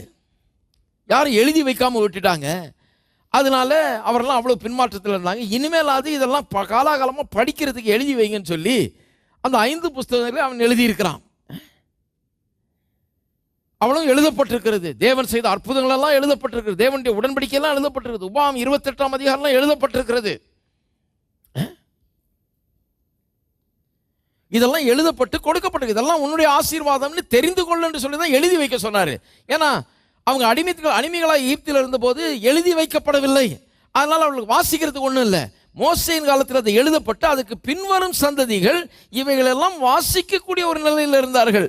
இருந்தாலும் பாருங்க, இயேசுவின் காலத்தில் வந்தபோது இதெல்லாம் வாசித்து எல்லாத்தையும் தப்பு தப்பா இன்டர்பிரேட் பண்ணிட்டு இருக்காங்கன்னு நினைக்கிறேன். எல்லாத்தையும் வியாக்கியானம் பண்ணிக்கிட்டு தப்பா எல்லாத்தையும் பண்ணிக்கிட்டு, இவனுக்கு என்ன சொன்னாங்கன்னு தெரியல. இந்த குஷ்டரோகிக்கு இவனை ஊரை விட்டு வேற வெளியே அனுப்பிச்சிட்டாங்க. இவனை தொட்டா தீட்டு, இவன் உள்ள வந்தா தீட்டு, இவன் பக்கத்தில் வந்தா தீட்டுன்னு இவனை வெளியே அனுப்பிச்சிட்டு, இப்போ இவனுக்கு என்ன சொன்னாங்கன்னு தெரியல. நான் நினைக்கிறேன் இது ஒருவேளை கடவுளுடைய சித்தமாக இருக்கலாம் அப்படின்னு சொல்லியிருப்பாங்க போல இருக்குது. அதனால் அவன் அங்கே வந்துட்டு கேட்கலாம், அவர்கிட்ட இவனுக்கு தெரியுது இவர் நல்லா சுகம்லாம் ஆக்குறாருன்னு. ஆனால் அவனுக்கு கடவுளுக்கு நான் சுகமாவது விருப்பமானது அவனுக்கு சந்தேகம். உமக்கு சித்தமானால் என்னை சுத்தமாக்கும். இயேசு தமது கையை நீட்டி அவனை தொட்டு, எனக்கு சித்தம் உண்டு சுத்தமாக என்றார். உடனே குஷ்டரோகம் நீங்கி அவன் சுத்தமானான். இயேசு சுகமாக்குன பெரும்பாலான மக்களை பார்த்தீங்கன்னா, மத்திய, மார்க், லூக்கா, யோவானில் வாசித்து பார்த்தீங்கன்னா, அவருடைய அற்புதங்கள் சுகமாக்க நம்ம ஆட்கள் எல்லாம் பார்த்தீங்கன்னா முக்காவாசி பேர் எல்லாம் யூத மார்க்கத்தை சேர்ந்தவர்கள், ஆபிரகாமின் சந்ததியார். அவர்களுக்கு ஏற்கனவே சுகம் சொந்தமாக இருக்கிறது. ஆனால் அவர்கள் மத்தியில் அந்த சுகத்தை என்ஃபோர்ஸ் பண்ணுறதுக்கு ஒரு ஆள் இல்லை. நான் சொன்னேன் இல்லையா, முதல்ல இது ஆரம்பிக்கும் போது, பூமியில் எவைகளை கட்டுவீர்களோ அவைகள் கட்டப்பட்டிருக்கும், பரலோகத்தில் எவைகளை கட்டவிழ்ப்பீர்களோ அவை, பூமியில் எவைகளை கட்டவிழ்ப்பீர்களோ அவைகள் பரலோகத்தில் கட்டவிழ்க்கப்பட்டிருக்கும். அந்த அர்த்தத்தை சொன்னேன் இல்லையா, ஆம்பிளிஃபைட் வெர்ஷன்லேருந்து. அப்படின்னா என்ன அர்த்தம்? நாம் இங்கே கட்டி அப்புறம் அங்கே கட்டுறதில்ல. பரலோகத்தில் எவைகள் கட்டப்பட்டிருக்குதுன்னு பார்த்து நீ பூலோகத்தில் கட்டுன்றாரு. அதுதான் பரலோகத்திலும் கட்டப்பட்டிருக்கும். பரலோகத்தில் எவைகள் கட்டவிழ்க்கப்பட்டிருக்கிறதுன்னு பார்த்து அதை பூலோகத்தில் கட்டவிழ் ஏன்னு சொன்னால் அதுதான் பரலோகத்திலும் கட்டவிழ்க்கப்பட்டிருக்கிறது. அர்த்தம் சொன்னேன் இல்லையா? அப்போ என்ன? Is an enforcer. அவன் அதை அமுல்படுத்துகிறவன். பரலோகம் எதை கட்டுகிறதோ அதை இந்த பூலோகத்தில் கட்டுகிறவன் தான் உடன்படிக்கையின் மக்கள். நாம் உடன்படிக்கையின் மக்கள். பரலோகம் எதை சட்டப்பூர்வமாக அனுமதிக்கிறதோ அதை அனுமதிக்கிறோம். சட்டப்பூர்வமாக பரலோகம் எதை அனுமதி மறுக்கிறதோ அதற்கு அனுமதி மறுக்கிறவர்கள். கட்டுகிறோம், கட்டவிழ்க்கிறோம், அனுமதிக்கிறோம், அனுமதி மறுக்கிறோம். இப்படிதான் வாழ்ந்திருக்கணும். ஆபிரகாமின் சந்ததியார் இப்படிதான் வாழ்ந்திருக்கணும் பாருங்க. கட்டி இருக்கணும், கட்டவிழ்த்து இருக்கணும். எதெல்லாம் கட்டணுமோ அதெல்லாம் கட்டியிருக்கணும், எதெல்லாம் கட்டவிழ்க்கணுமோ அதெல்லாம் கட்டவிழ்த்திருக்கணும். என்னவெல்லாம் பரலோகத்தில் கட்டப்பட்டிருக்கிறது என்பதை அறிந்து கொண்டு அவைகளை பூமியிலே தங்களுடைய வாழ்க்கையில கட்டியிருக்கணும். எவைகளெல்லாம் பரலோகத்தில் கட்டவிழ்க்கப்பட்டிருக்கிறது தெரிந்து கொண்டு அதை பூமியிலே தங்களுடைய வாழ்க்கையில கட்டவிழ்த்திருக்க வேண்டும். இருக்கீங்களா? அதை பண்ணுறதுக்கு தான் ஆள் இல்லை. இப்போ ஒருத்தர் புதுசாக வந்திருக்கிறாரு, இயேசுநாதர். அவர் எங்கே பார்த்தாலும் போய் கட்டுறாரு, கட்டு அவிழ்க்கிறாரு. அந்த பெண்ணிடத்துல சொன்னார், பெண்ணே, உன்னுடைய பலவீனத்திலிருந்து உன்னுடைய கட்டை நான் அவிழ்க்கிறேன், கட்டு அவிழ்க்கிறேன். ஏன்னா பரலோகம் நீ கட்டவிழ்க்கப்பட்டவள் என்று சொல்லி இருக்கிறது. ஆபிரகாமின் உடன்படிக்கை உன்னுடைய கட்டுகளை அவிழ்த்து விட்டிருக்கிறது. நீ கட்டவிழ்க்கப்பட்டவள், நீ பலவீனத்துக்கு சொந்தக்காரி அல்ல, பலத்துக்கு சொந்தக்காரி என்று சொல்லி கட்டவிழ்க்கிறார். புதுவிதமான ஒரு ஆளை பார்க்குறாங்க. அவர் தான் சொல்றாரு, பூமியிலே எவைகளை கட்டுகிறீர்களோ அவைகள் பரலோகத்தில் கட்டப்பட்டிருக்கும். பூமியிலே எவைகளை கட்டு அவிழ்க்கிறீர்களோ அவைகள் பரலோகத்தில் கட்டவிழ். அவங்களுக்கு ஆச்சரியமா இருக்கு, என்னையாது நம்ம கட்டினா அங்கே கட்டுறாங்களாம்? இல்லை, அங்கே என்ன கட்டியிருக்குன்னு பார்த்து இங்கே கட்டுங்க. அப்புறம் பார்த்தா அது அங்கே கட்டப்பட்டிருக்கு, அதனால தான் இங்கே நீங்கள் கட்டியிருக்கீங்க. என்ன அவிழ்க்கப்பட்டிருக்குன்னு பார்த்து இங்கே அதை கட்டவிழுங்கள். இங்கே என்ன மிஸ்ஸிங்னு சொன்னால், கட்டுகிறதுக்கும் அவிழ்க்கிறதுக்கும் ஆள் இல்லை. அப்போ இயேசு சுகமளிக்கிறப்பெல்லாம் பார்த்தீங்கன்னா எங்கேயாவது ஒரு பெரிய ஜெபம் பண்ணியிருக்கிறாரா? ஆண்டவரே, நான் உண்மை கெஞ்சி கேட்டுக்கொள்கிறேன் கர்த்தாவே, எப்படியாவது இந்த சகோதரனுக்கு சுகத்தை நீ அருள்வீராக. எங்கேயாவது ஜெபம் பண்ணி கேட்டிருக்கீங்களா? அப்படி இறங்கும் ஆண்டவரே, இவருக்கு எப்படியாவது நீ இல்லை. ஏன்னா ஏற்கனவே கொடுத்ததை பற்றி கெஞ்சிக்கிட்டு இருக்கக்கூடாது. ஏற்கனவே எது நமக்கு சொந்தமாக இருக்கிறதோ அதை பற்றி நாம் கெஞ்சிக்கிட்டு இருக்க வேண்டிய அவசியம் கிடையாது. ஏற்கனவே நமக்கு சொந்தம்னு எதெல்லாம் சொல்லப்பட்டிருக்கிறதோ அதை பற்றி ஏன் ஆளுகிட்டு இருக்கணும்? அதை பற்றி நான் கெஞ்சிட்டு இருக்கணும். அதனால தான் நீங்கள் வாஸ்து பாருங்கள், சுவிசேஷத்தை வாசிக்கும் போது ரொம்ப இன்ட்ரெஸ்டிங். அது இதெல்லாம் அப்சர்வேஷன், இதெல்லாம் வாஸ்து பார்த்தீங்கன்னா க்ளீனாக தெரியுது. அவர் என்ன சொல்கிறாரு, அந்த பெண்ணிட்ட பார்த்து ஒரு ஜெபம் பண்ணல, அந்த அம்மாவை பார்த்து என்ன சொன்னார்? பெண்ணே, உன்னுடைய வியாதியிலிருந்து உன்னை கட்டவிழ்க்கிறேன் அப்படின்னு சொல்லி சும்மா கையை வைக்கிறார், அவ்வளோதான். அந்த கையை வைக்கிறதுன்றது ஒரு பாயிண்ட் ஆஃப் கான்டாக்ட். அந்த பெண்ணுக்கு அவளுடைய விசுவாசிக்கிறதுக்கு அவளுக்கு ஒரு ஹெல்ப். நான் இப்போ கையை வைக்கிறேன், அப்போ நீ எடுத்துக்கோ, நீ ஒன்றுது அது அப்படிங்கிறாரு. ஏன்னா அந்த அம்மா பாவம் இவ்வளோ நாளாக தப்பான உபதேசத்தை கேட்டுருக்குது, கொஞ்சம் ஹெல்ப் பண்ண வேண்டியதாக இருக்குது, அதனால தான் கை வைக்கிறது. சிலர் நினைக்கிறாங்க கை வைக்கிறது தான் ஹைட் ஆஃப் ஸ்பிரிச்சுவாலிட்டின்னு. இல்லை இல்லை, கை வைக்கிறது கொஞ்சம் பலவீனமாக இருக்கவங்களுக்கு உதவி செய்கிறதுக்கு. சுகமாகிறது பெஸ்ட் வழி என்னன்னா, இது என்னுடையதுன்னு தெரிஞ்சு நீங்களே எடுத்துக்கிறது, அதுதான் பெஸ்ட் வழி. ஹலோ, யாராவது கை வச்சு சுகமாகிறது தான் பெஸ்ட் வழி நினைச்சீங்கன்னா தப்பு.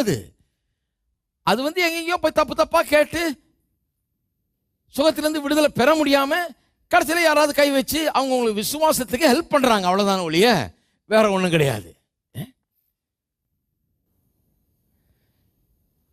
ஆனால் நிறைய பேர் பாருங்க, சரியான காரியங்களை கேட்காம நிறைய இடத்துல போய் கை வச்சு மண்டை வழுக்கையானது தான் மிச்சம். இருக்கிற முடியும் போச்சு, சுகமானல இன்னும்.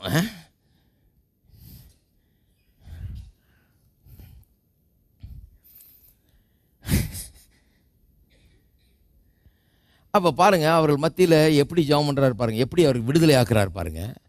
அவர் பெரிய ஜபத்தை பண்ணல. எப்போவுமே இந்த சுகத்துக்காக பார்த்தீங்கன்னா அது ஒரு ஆப்சர்வேஷன். நீங்கள் சுவிசேஷத்தெல்லாம் வாசித்து பாருங்கள், நீண்ட ஜபம்லாம் கெஞ்சிக்கிட்டு மன்றாடிக்கிட்டு போராடிக்கிட்டுலாம் இல்லை. சுகத்துக்காக போட்டு போராடிக்கிட்டு மன்றாடிக்கிட்டு அதெல்லாம் கிடையாது. பிசாசை பார்த்து போ அப்படின்றார், அவ்வளோதான், போயிடுது. பிசாசு ஓடி போகுது. வியாதியை பார்த்து போன்றாரு, அதுவும் போயிடுது. வியாதியஸ்தனை பார்த்து நீ விடுதலையாக்கப்பட்டான்றா, அவன் உடனே எந்திரிச்சிடறான், அவன் உடனே சுகமாயிடுறான். அப்போ இங்கே இவனுக்கு என்ன சொல்கிறாரு? எனக்கு சித்தம் உண்டு, சுத்தமாகுன்னார். இது ஜபமா? இது ஹலோ, இது ஜபமாங்க? இது என்னங்க வந்தானே ஒரு ஜபம் பண்ணக்கூடாதா? ஒருக்கமாக கண்ணீரோட ஒரு பாரத்தோட ஒரு ஜபம் பண்ணக்கூடாது. எதுக்குங்க கண்ணீரோட பாரத்தோட ஜபம் பண்ணணும்? வேற எதுக்காவது கண்ணீரோட பாரத்தோட ஜபம், இதுக்கு கண்ணீரோட பாரத்தோடலாம் ஜபம் பண்ண வேண்டியதில்லை. இது எத்தனை ஆயிரம் வருஷங்களாக, எத்தனை நூற்றாண்டுகளாக இவனுக்கு சொந்தமான சொத்து. இந்த இவனுக்கு தெரியல, இவன் ஊருக்கு வெளியே குஷ்டரோகியா வாழ்ந்து கொண்டிருக்கிறான். உமக்கு சித்தமானால் என்ன சுத்தமாகுன்னு கேட்கிறான். இவர் ஒரு என்ஃபோர்சர் மாதிரி உள்ள வர்றாரு. கட்டவும் கட்டவிழ்க்கவும் ஒரு ஆள் கூட கிடையாது யூதர்கள் மத்தியில. 400 வருஷமா அமைதியா இருக்கிறாங்க, எல்லாம் செத்த ஜனமா மாறிட்டாங்க. உடன்படிக்கையின் மக்கள் பின்வாங்கி போய்விட்டார்கள். இதெல்லாம் யாரும் அவர்களுக்கு அறிவிக்கவே இல்லை. இவர் வருகிறார், ஆபிரகாமின் குமாரத்தியை பார்த்து, பெண்ணே உன்னுடைய பலவீனத்திலிருந்து விடுதலையாக்கப்பட்டா என்றார். கையை வைக்கிறார், அவர் சொஸ்தமாகிறார். அவ்வளவுதான், விடுதலை ஆகிறார். இவரிடத்துல வர்றாரு, எனக்கு சுத்தம் உண்டு, நீ சுத்தமாகின்றாரு. உடனே அவன் சுத்தம், அவனையும் அப்படி தொடுறாரு. அவ்வளவுதான், தொட்டு எனக்கு சித்தம் உண்டு, நீ சுத்தமாகு. என்னங்க உருக்கத்தோட ஒரு ஜெபம் பண்ணக்கூடாதா? நம்ம ஆளுங்க இந்த இதையே கேட்டுட்டு இருக்கிறாங்க. நீங்க உருக்கத்தோட ஜெபம் பண்றதுக்கு பதிலாக அவர் உங்களுக்காக உருகி உருகி அவர் அங்கிருந்து இங்கே வந்து அந்த உருக்கத்தை பற்றி யாரும் பேசுறது இல்லை. அவர் எவ்வளோ மன உருக்கத்தோடு இங்கே வந்து உங்களுக்காக கல்வாரி சிலுவையிலே உங்களுடைய நோய்களையும் உங்களுடைய வேதனைகளையும் உங்களுடைய சாபங்களையும் உங்களுடைய பாவங்களையும் சுமந்து தீர்த்திருக்கிறார். அந்த உருக்கத்தை பற்றி பேசியிருக்கிறேன், மன உருக்கத்தை பற்றி பேசி கொண்டிருக்கிறேன். அது போதும் எனக்கு. இப்போ நான் என்ன பண்ண, நான் உருகி உருகி ஒழுகிட்டு இருக்க வேண்டியதில்லை. நான் என்ன பண்ண வேண்டும், நீ விடுதலை ஆனாய், இயேசுவின் நாமத்திலே விடுதலை உன்னுடையது என்று சொல்லி கையை வைத்தால் போதும், அது உண்டாகிறது. அந்த ஆளுக்கு உதவி செய்கிறது, அது விசுவாசிக்கிறதுக்கு இல்லையா? பாருங்க, சித்தம் உண்டு உடனே அவனுக்கு பாதி விடுதலை ஆகிட்டு இருக்கான் அவனுக்கு. இவர் ஒருத்தர் தான் ஃபர்ஸ்ட் தடவை சொல்றார் சித்தம் உண்டு. இது வரைக்கும் எல்லா யூதனும் இந்த பக்கம் போனவெல்லாம் ஊருக்குள்ள வந்துடாதேன்ட்டு போறான். இவர் ஒருத்தர் தான் சித்தம் உண்டு, சுத்தமாகு அப்படிங்கிறாரு. அதுவும் இல்லாமல் தொடராரு வேற. அவனை ஊரில் யாருமே தொட மாட்டாங்க, அவனை தொடராரு.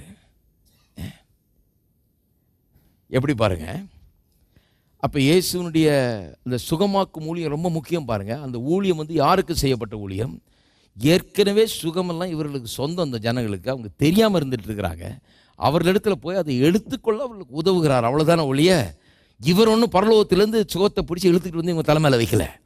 சுகமெல்லாம் அவர்களுக்கு சொந்தம்னு அவர்களுக்கு சொல்கிறாரு, அவர்களுக்கு அறிவிக்கிறாரு, அதை என்ஃபோர்ஸ் பண்ணுறாரு, கட்டுறாரு, கட்டவிழ்க்கிறாரு. அவ்வளவுதான்.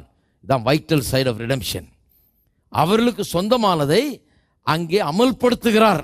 அவ்வளோதான் இல்லைங்களா? மத்தேயு 12:10. அங்கே சூம்பின கையுடைய மனுஷன் ஒருவன் இருந்தான். அப்பொழுது அவர் மேல் குற்றஞ்சாட்டும்படிக்கு, ஓய்வு நாளில் சொஸ்தமாக்குகிறது நியாயமா என்று கேட்டார்கள். மறுபடியும் பாருங்க, இதுதான் வருது.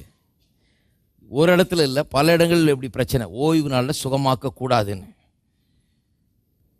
ஓய்வு நாளில் சுத்தமாக்குறது நியாயமா என்று கேட்டார்கள். அதற்கு அவர், உங்களில் எந்த மனுஷனுக்காகிலும் ஒரு ஆடு இருந்து அது ஓய்வு நாளில் குழியில் விழுந்தால் அதை பிடித்து தூக்கிவிட மாட்டானோ?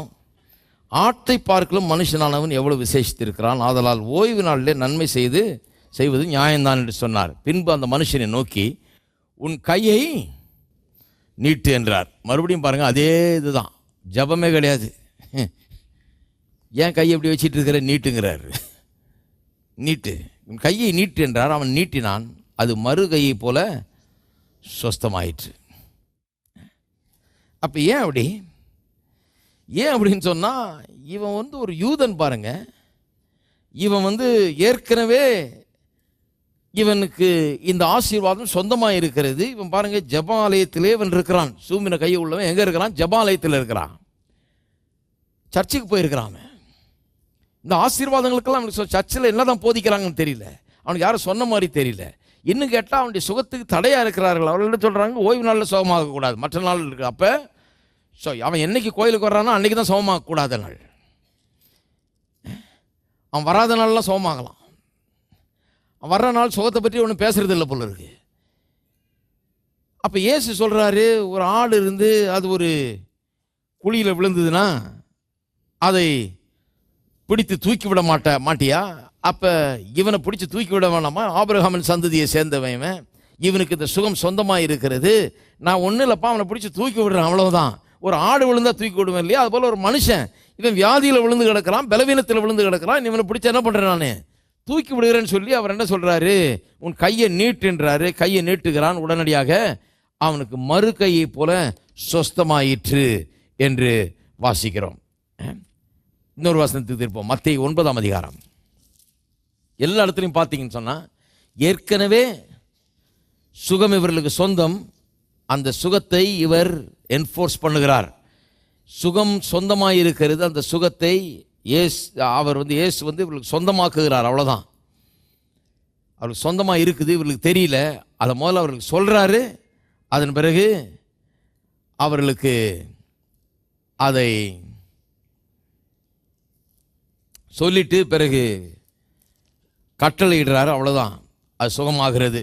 மத்தேயு எழுதின சுவிசேஷம் 9ஆம் அதிகாரம் மார்க் 9ஆம் அதிகாரம். மார்க் எழுதின சுவிசேஷம் 9ஆம் அதிகாரம் 17ஆம் வசனம். மார்க் 9:17. அப்பொழுது ஜனக்கூட்டத்தில் ஒருவன் அவரை நோக்கி, போதகரே, ஊமையான ஒரு ஆவி பிடித்த என் மகனை உம்மிடத்தில் கொண்டு வந்தேன். அது அவனை எங்கே பிடித்தாலும் அங்கே அவனை அலைக்கழிக்கிறது. அப்பொழுது அவன் நுரை தள்ளி பல்லை கடித்து சோர்ந்து போகிறான். அதை துரத்தி விடும்படி உம்முடைய சீஷரிடத்தில் கேட்டேன், அவளால் கூடாமற் போயிற்று என்றான். அவர் பிரதித்திரமாக, விசுவாசமில்லாத சந்ததியை, எதுவரைக்கும் நான் உங்களோடு கூட இருப்பேன்? எதுவரைக்கும் உங்களிடத்தில் பொறுமையாக இருப்பேன்? அவன் என்னிடத்தில் கொண்டு வாருங்கள் என்றார். என்ன சொல்கிறார் பாருங்க, விசுவாசம் இல்லாத சந்ததி. அப்படின்னா என்ன அர்த்தம்? இந்த சந்ததிக்கிட்ட விசுவாசம் இல்லை, இதெல்லாம் உங்களுக்கு சொந்தமாப்பா, இதெல்லாம் ஏன் எடுத்துக்கொள்ளக்கூடாது? விசுவாசம் இல்லாத சந்ததியை நான் தான் அதெல்லாம் செஞ்சுக்கிட்டு இருக்கணுமா? உங்களுக்கு சொந்தமாச்சு, நீங்களே எடுத்துக்கொள்ளலாமே என்று சொல்கிறாரு. காற்றையும் கடலையும் அதட்டினப்போ கூட விசேஷத்தை என்ன கேட்டார், உங்களுடைய விசுவாசம் என்ன ஆச்சு? அற்ப விசுவாசிகளை ஏன் பயப்பட்டீர்கள்? ஏன் பயந்தீர்கள்? உன் விசுவாசம் எங்க? எனக்கு விசுவாசம் இருக்கும், உனக்கு எங்க விசுவாசம்ன்றாரு. நீயும் நானும் அதே ஆபிரகாமின் சந்ததியிலேருந்து தானே வந்தோம். இந்த ஆசீர்வாதம்லாம் நமக்கு இருக்குது, இந்த அதிகாரமெல்லாம் நமக்கு இருக்குது. நான் பயப்படல, நீ ஏன் பயப்பட்ட? எனக்கு விசுவாசம் இருக்கும், உனக்கு எங்க விசுவாசம் என்று கேட்கிறார். அதே போல தான் இங்கேயும் பாருங்க. அப்பொழுது அவனை அவரிடத்தில் கொண்டு வந்தார்கள். அவனை கண்டவுடனே அந்த ஆவி அவனை அலைக்கழித்தது. அவன் தரையில் விழுந்து நுரை தள்ளி புரண்டான். அவர் அவனுடைய தகப்பனை நோக்கி, இது இவனுக்கு உண்டாகி எவ்வளவு காலமாயிற்று என்றார். அதற்கு அவன், சிறு வயதில் முதற்கொண்டே உண்டாயிருக்கிறது. இவனை கொல்லும்படி அது அநேக தீயிலும் தண்ணீரிலும் தள்ளிற்று. நீர் ஏதாகிலும் செய்யக்கூடுமானால் எங்கள் மேல் மனதிருங்கி எங்களுக்கு உதவி செய்ய வேண்டும் என்றான். இயேசு அவனை நோக்கி, நீ விசுவாசிக்க கூடுமானால் ஆகும். விசுவாசிக்கிறவனுக்கு எல்லாம் கூடும். ஏன் சொல்கிறாரு விசுவாசி? இது நிறைய பார்த்துட்டு இருக்கோம் பாருங்கள். சண்டே ஈவினிங்லாம் கூட சில நேரத்தில் இதை எடுத்து ரொம்ப அழுத்தம் திருத்தமாக சொல்லிட்டு வர்றேன். இதில் முக்கியமான காரியங்கள்லாம் இருக்குது பாருங்கள். ஏன் சொல்கிறாரு நீ விசுவாசிக்க கூடுமானால் ஆகும்னா என்ன அர்த்தம்? இப்போ இதெல்லாம் உன்னுடையது, உனக்கு வேணா நீ எடுத்துக்கலாம். நீ விசுவாசிக்கிறாயா? இதெல்லாம் உனக்கு கடவுள் கொடுத்திருக்கிறார். உன்னுடைய சந்ததிக்கு, உன்னுடைய பிள்ளைக்கு, உன்னுடைய குடும்பத்துக்கு இது சொந்தமாக இருக்கிறது. நீ விசுவாசிக்கிறாயா? நீ விசுவாசித்தால் விசுவாசிக்க கூடுமானால் ஆகும். விசுவாசிக்கிறவனுக்கு எல்லாம் கூடும். என்னெல்லாம் உனக்கு கொடுக்கப்பட்டிருக்கிறதோ அதை நீ விசுவாசித்தால் உனக்கு கூடும் என்கிறார். பாருங்க, உடனே பிள்ளையின் தகப்பன், விசுவாசிக்கிறேன் ஆண்டவரே, என் அவிசுவாசம் நீங்கும்படி உதவி செய்யும் என்று கண்ணீரோடைய சத்தமிட்டு சொன்னான். அப்பொழுது ஜனங்கள் கூட்டமாக ஓடி விடுவதை இயேசு கண்டு அந்த அசுத்த ஆவியை நோக்கி, ஊமையும் செவிடுமான ஆவியே, இவனை விட்டு புறப்பட்டு போ, இனி இவனுக்குள் போகாதே என்று நான் உனக்கு கட்டளை இடுகிறேன். என்ன பண்ணுகிறார்? கட்டுகிறார். பிசாசே, இனிமேல் இவனுக்குள்ள நீ போகாதே என்று சொல்லி கட்டுகிறார். ஏனென்றால் இவன் ஆபிரகாமின் ஆசீர்வாதத்துக்கு சொந்தக்காரன். பரலோகம் இவனுக்கு பிசாசு பிடிப்பதை தடை பண்ணி இருக்கிறது. அதை நான் இன்றைக்கு அமுல்படுத்துகிறேன். இவனுக்கு தெரியாமல் இருக்குது, இவன் இவ்வளோ நாள் வெட்டிட்டு இருக்கிறான். இந்த குடும்பத்தாருக்கு இது தெரியாமல் இருக்குது, இவர்கள் அனுமதித்து கொண்டிருக்கிறார்கள். இவர்களுக்கு இது புரியாமல் இருந்ததுனால இதை வேடிக்கை பார்த்து கொண்டிருந்தார்கள். சிறு வயது முதல் இது இப்படி இருக்கிறது. இந்த பிசாசு அலக்கழித்து கொண்டிருக்கிறது, இவனை சாகடிக்க முயற்சி எடுத்து கொண்டிருக்கிறது. ஆனால் நான் இன்னைக்கு சொல்லுகிறேன், இனி ஒருபோதும் இவனுக்குள்ளே போகாதே, இவனை விட்டு புறப்பட்டு போ, இவனுக்குள் போகாதே என்று நான் உனக்கு கட்டளையிடுகிறேன் என்று அதை அதட்டினார். நிறைய பேர் சொல்றாங்க, இல்லைங்க அவர் கடவுளுங்க அதனால் அதட்டினார். இல்லை, ஒவ்வொருத்தரும் அதட்டி இருக்கலாம். இல்லைன்னா ஏன் பார்த்து சீஷரில் பார்த்து சொல்லுகிறார், நீங்கள் எவைகளை பூமியில கட்டுவீர்களோ அவைகள் பரலோகத்தில் கட்டப்பட்டிருக்கும். அவர் எப்படி சொல்லிருக்கணும், எப்பா எதுவும் வேணா எனக்கு சொல்லுங்க, எனக்கு ஹாட்லைன் இருக்குது.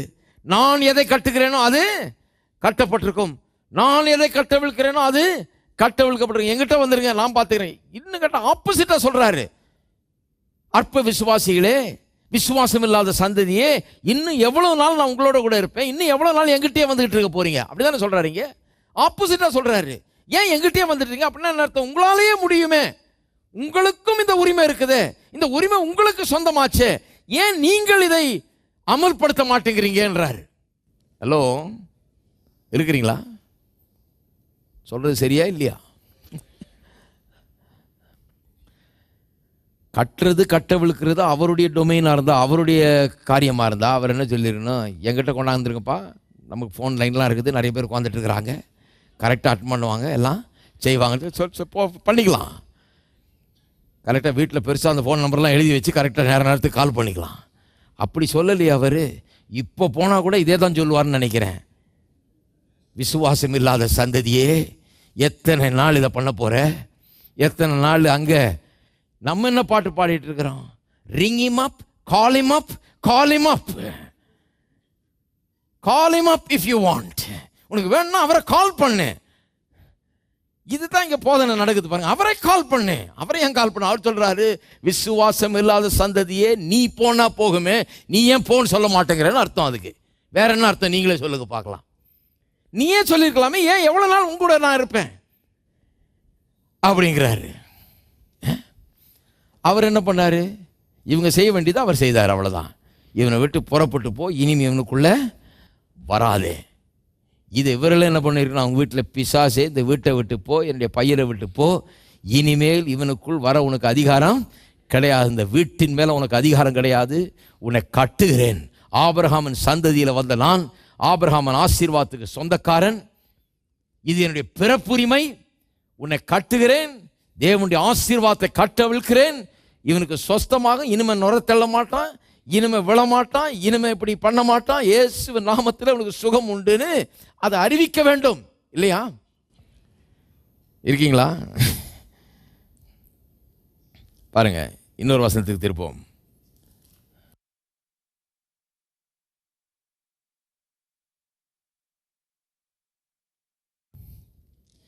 மத்தேயு 20:30. அப்பொழுது வழி அருகே உட்கார்ந்திருந்த 2 குருடர் இயேசு அவ்வழியே வருகிறார் என்று கேள்விப்பட்டு, ஆண்டவரே, தாவீதின் குமாரனே, எங்களுக்கு இறங்கும் என்று கூப்பிட்டார்கள். அவர்கள் பேசாதிருக்கும்படி ஜனங்கள் அவர்களை அதட்டினார்கள். அவர்களோ, ஆண்டவரே, தாவீதின் குமாரனே, எங்களுக்கு இறங்கும் என்று அதிகமாய் கூப்பிட்டார்கள். இவர்களும் யூதர்கள் தான் பாருங்க. ஏன்னா தாவீதின் குமாரன்னு கூப்பிடுறான், அவங்க ஊருக்காரங்க தான் எல்லாம், இவருடைய இனத்தார்கள் தான் எல்லாம். ஆனால் பாவம் உட்கார்ந்து கொண்டு கூப்பிட்டு கொண்டிருக்கிறான். இயேசு நின்று அவளை தமிழத்தில் அழைத்து, நான் உங்களுக்கு என்ன செய்ய வேண்டும் என்று இருக்கிறீர்கள். அங்கே இருக்கிற ஜனங்கள்லாம் பேசாதறியான்னு அதட்டுறாங்க. ஏன்னா இவன் இப்படியே கிடக்க வேண்டியதுதான் அவங்களுடைய எண்ணம்.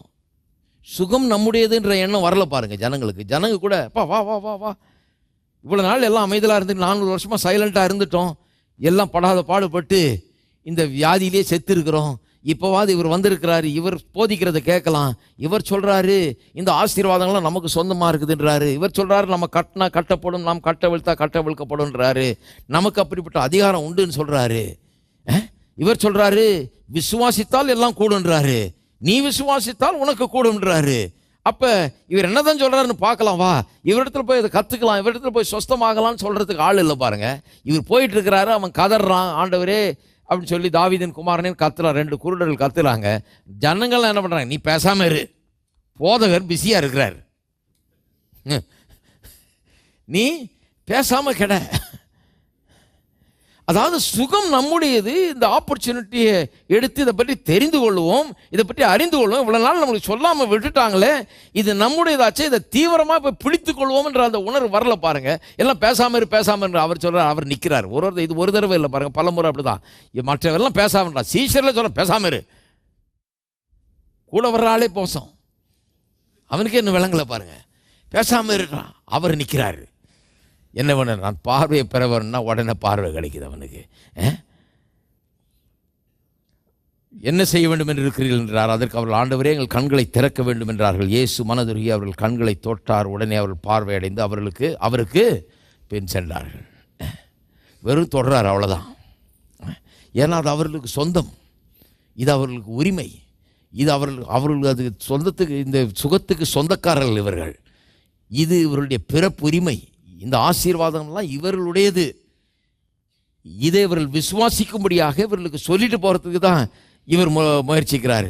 இவர்களை விசுவாசிக்கும்படியாக தூண்டுகிறார். இவர்கள் எதற்கு சொந்தக்காரர்கள் என்பதை இவர்களுக்கு எடுத்து காண்பிக்கும்படியாக தான் இவர் இங்கே முயற்சியை எடுத்துக்கொண்டிருக்கிறார். திருப்பம் மார்க் எழுதின சுவிசேஷம் 1ஆம் அதிகாரம். மார்க் 1:23. அவருடைய ஜெபாலயத்தில் அசுத்தாவியுள்ள ஒரு மனுஷன் இருந்தான். அவன், ஐயோ நசரேயனாகிய இயேசுவே, எங்களுக்கும் உமக்கும் என்ன? எங்களை கெடுக்கவா வந்தீர்? உம்மை இன்னார் என்று அறிவேன். நீர் தேவனுடைய பரிசுத்தர் என்று சத்தமிட்டான். அதற்கு இயேசு, நீ பேசாமல் இவனை விட்டு புறப்பட்டு போ என்று அதை அதட்டினார். உடனே அந்த அசுத்தாவி அவனை அலைக்கழித்து மிகுந்த சத்தமிட்டு அவனை விட்டு போய்விட்டது. இவனும் பாருங்க, இவனும் உங்கள் ஊருக்கார் தான். ஏன்னா அவன் லாங்குவேஜ் எல்லாம் பாருங்க. நசரேயனாகிய இயேசுவே, எங்களுக்கும் உமக்கும் என்ன? எங்களை கெடுக்கவா வந்தீர்? உம்மை இன்னார் என்று அறிவேன். நீர் தேவனுடைய லாங்குவேஜ் எல்லாம் நல்லா அந்த யூத மார்க்கத்து லாங்குவேஜாக இருக்குது. சர்ச்சில் இருக்க பிசாசு பிடிச்சவன்.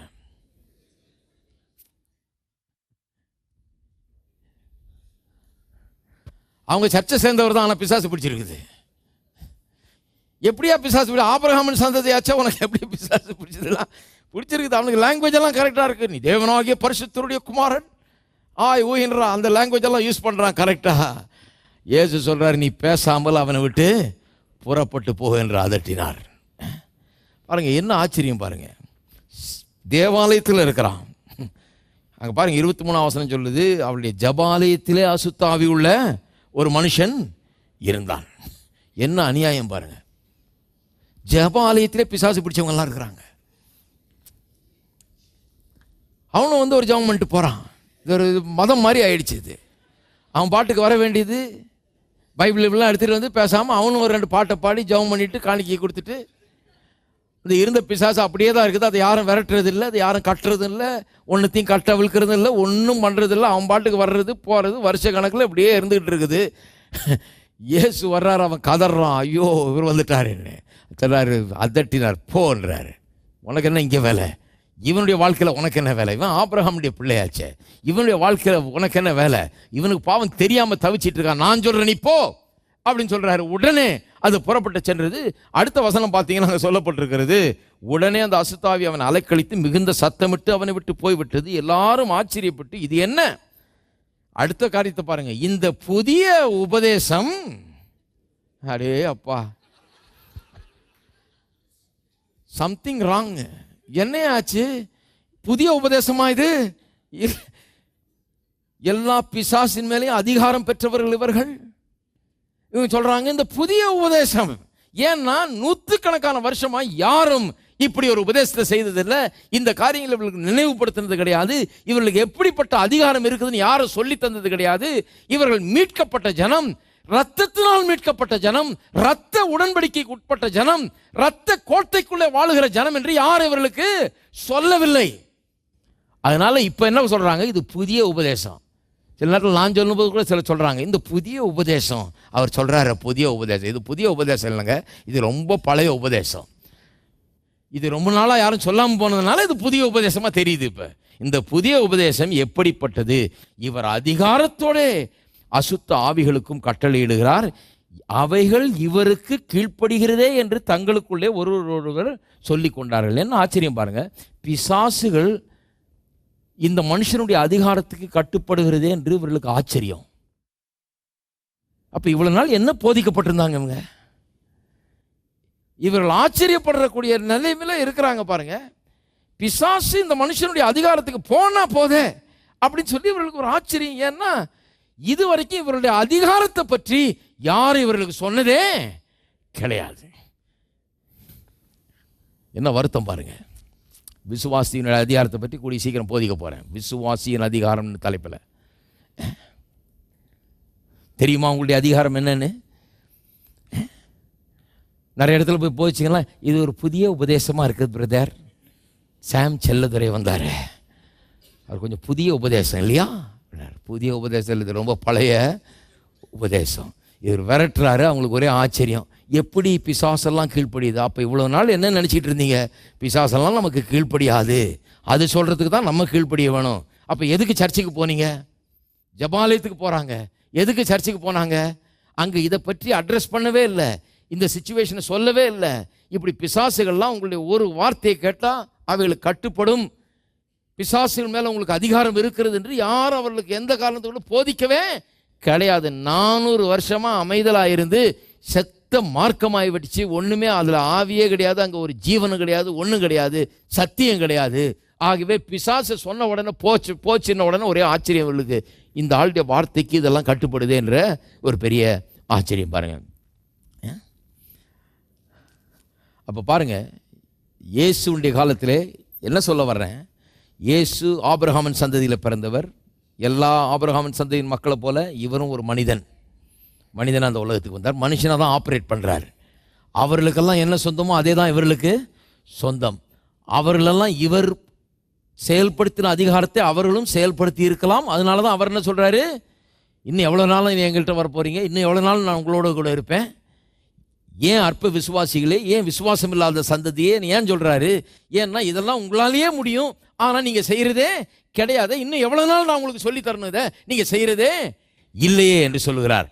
அதே நேரத்தில் சுகமானவர்களே வந்து சிலர்லாம் வந்து ஸ்திரீலாம் வந்து பாருங்கள், ஒரு ஸ்திரீ பெரும்பாடுள்ள ஸ்திரீ, அவள் எத்தனையோ வருஷமாக பெரும்பாடுள்ள ஸ்திரீயாக இருந்து தன்னுடைய பணத்தெல்லாம் இழந்து மருத்துவர்களிடத்தில் சுகமாக முடியாமல் இயேசு வர்றாருன்னு கேள்விப்பட்டு விசுவாசத்தை அவள் டெமான்ஸ்ட்ரேட் பண்ணுறா பாருங்கள். சுகத்தை பெற்றுக்கொள்வேன்னு சொல்லி கூட்டத்தில் வந்து தள்ளிட்டு வந்து அப்படி வஸ்திரத்தின் ஓரத்தை தொட்டு சொஸ்தமாகிறாள்.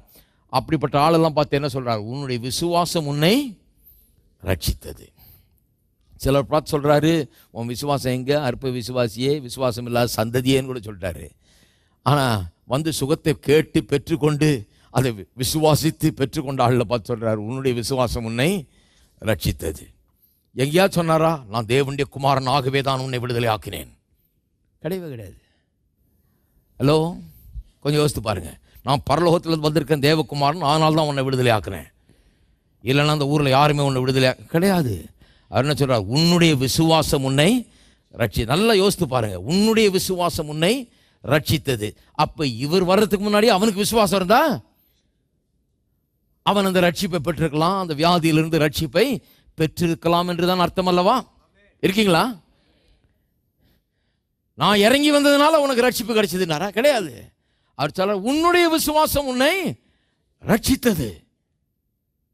அப்ப இவ்வளவு நாள் இவருடைய விசுவாசத்தை இவர்கள் பயன்படுத்தியிருக்கலாம், இவ்வளவு நாள் இதை செஞ்சிருக்கலாம், இவ்வளவு நாள் இதை பெற்றுக்கொண்டிருக்கலாம். ஆனால் அவர்கள் பெற்றுக்கொள்ளாமல் விட்டு விட்டார்கள். அதுதான் அங்கே அர்த்தம். எத்தனை பேருக்கு வழங்கி இருக்குது? இன்னும் ஒரே ஒரு காரியத்தை காட்டி முடிக்கிறேன் பாருங்க, டைம் ஆயிடுச்சு.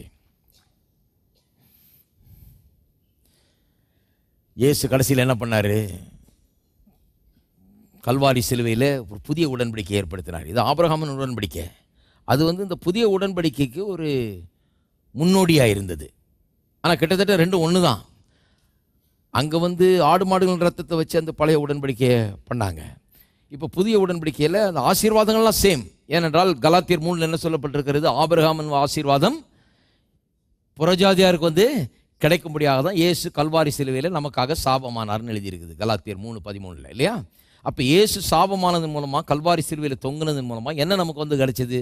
வேற புதிய ஆசீர்வாதம் இல்லை, ஆபிரகாமின் அதே ஆசீர்வாதம் தான். அப்போ ஆபிரகாமின் ஆசீர்வாதத்துக்கு சொந்தக்காரர்கள் ஆகிட்டோம் நம்மளும். அப்போ இதெல்லாம் செய்து முடித்து விட்டு இயேசு பரலோகத்துக்கு போகிற முன்னால் என்ன சொல்லிட்டார், உலகம் எங்கும் போய் சகல ஜாதிகளுக்கு சுவிசேஷத்தை பிரசங்கிகள், அதில் சீஷராக்குங்கள், பிதாக்குமார் பரிசுத்த நாமத்தில் ஞானஸ்தானம் கொடுங்கன்னு சொன்னார். சொல்லிட்டு மார்க் எழுதின சுவிசேஷம் 16ஆம் அதிகாரத்தில் 16-17 போன்ற வசனங்கள் எல்லாம் சொல்கிறாரு, விசுவாசிகளால் நடக்கும் அடையாளங்கள் ஆவன. அப்படின்னா என்ன அர்த்தம்? இப்போ வந்து சபையை இந்த உலகத்திலே வியாதிக்கு எதிராக நிறுத்துகிறார். வியாதியை எதிர்க்கிறதுக்கு ஒரு ஏஜென்சியாக நிறுத்துகிறார். ஹலோ, சபைக்கு சுகம் சொந்தம் என்பது மட்டுமல்ல, சபை இந்த உலகத்தில் வியாதியை விரட்டுகிற ஒரு இயக்கம். ஹலோ, இருக்கீங்களா? நிறைய பேர் சொல்லுங்க, அதுக்கு ஆஸ்பத்திரி இருக்கு பிரதர். சந்தோஷம், ஆஸ்பத்திரி இருக்குது. ஆனால் சபை தான் வியாதியை விரட்டுகிற இயக்கம்.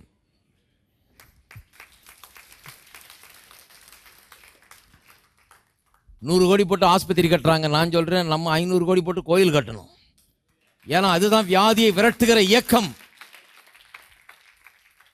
இந்த மாதிரி சத்தியங்களை அறிவிப்பதற்கென்று ஜனங்களுக்கு என்ன சொந்தம், கல்வாரி சிலுவையின் மூலமாக நமக்கு என்ன ஆசீர்வாதம் சொந்தமாக இருக்கிறது என்பதை இந்த மூலை முடுக்குகள் எல்லாம் அறிவிக்கப்படும்படியாக, இந்த உலகம் முழுவதும் அறிவிக்கப்படும்படியாக சபை கட்டப்பட வேண்டும். ஆஸ்பத்திரி கட்டுறதை விட சபையை பெருசாக கட்டணும். ஏனென்று சொன்னால் இதுதான் வியாதி உண்மையாகவே விரட்டுகிற இயக்கம். வியாதியை மட்டுமல்ல, பிசாசின் மூலமாய் வருகிற சகல எல்லா தீமைகளையும் விரட்டுகிற இயக்கமாய் சபையை நிறுத்திட்டு போயிருக்கிறார். அவர் சொல்றாரு, பாதாளத்தின் வாசல்கள் இதை மேற்கொள்ளாது என்று சொல்லி. எதை மேற்கொள்ளாது? சபையை மேற்கொள்ளாது. நீ பிசாசை எதிர்த்து நில்லுன்றார் சபையை. நீ எதிர்த்து நில்லு, அவனை எல்லா ஊர்ல இருந்து விரட்டு, எல்லா வாழ்க்கையில இருந்து விரட்டு.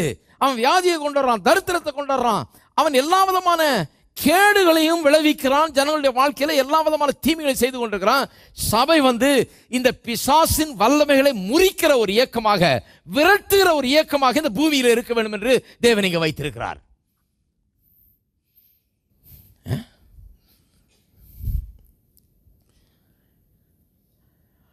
ஆனா கொஞ்சம் யோசித்து பாருங்க, நிறைய நேரத்தில் சபை இதை செய்கிறதா? இப்போ என்ன, சபை எப்படி செட்டில் ஆயிடுச்சு? வியாதியை விரட்டுறதுக்கு பதிலாக வியாதியை அகாமடேட் பண்ணுகிற இயக்கம் ஆயிடுச்சு. என்ன சொல்லுகிறது? இது அப்படிதான்.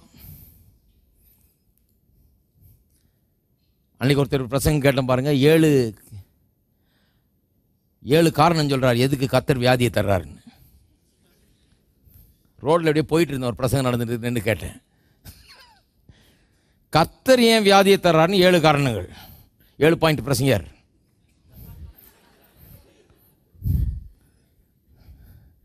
கடன்னு 7 காரணம் சொன்னார். ஒன்றும் புதுசு இல்லை, இதெல்லாம் காலகாலமாக நான் கேட்டு தான் வர்றேன்.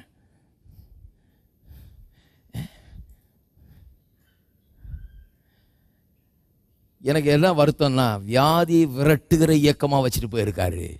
உலகமெங்கும் சென்று சகல ஜாதிகளும் சுவிசேஷத்தை பிரசங்கியுங்கள், வியாதியஸ்தர் மேல் கைகளை வைப்பீர்கள், அப்பொழுது அவர்கள் சொஸ்தமாவார்கள். பிசாசுகளை துரத்துங்கள், என் நாமத்தினாலே வியாதியஸ்தர் மேல் கைகளை வைப்பீர்கள், சொஸ்தமாவார்கள். பிசாசுகளை விரட்டுங்கள், அற்புதங்களை செய்யுங்கள் சொல்லியிருக்காரா? அதை செய்யறதை விட்டுட்டு 7 ரீசன் எதற்கு கர்த்தர் வியாதி தர்றாருன்னு 7 ரீசன். அவன் ஏற்கனவே கஷ்டப்பட்டு இருக்கான் வியாதியில், இது 7 ரீசன் வேற தேவையா? மீட்டிங்க்கு இந்த 7 ரீசனை கேட்டு போயிட்டு ரொம்ப ஆறுதல் அடைய போறாரு அவர். அவங்க சந்தோஷம். நீங்கள் 7 ரொம்ப, நான் தான் யோசிச்சுட்டே இருந்தேன் பிரதர், என்ன இது வந்திருக்குதுன்னு. 7 ரீசன் இன்னைக்கு. அடக்கடவுள,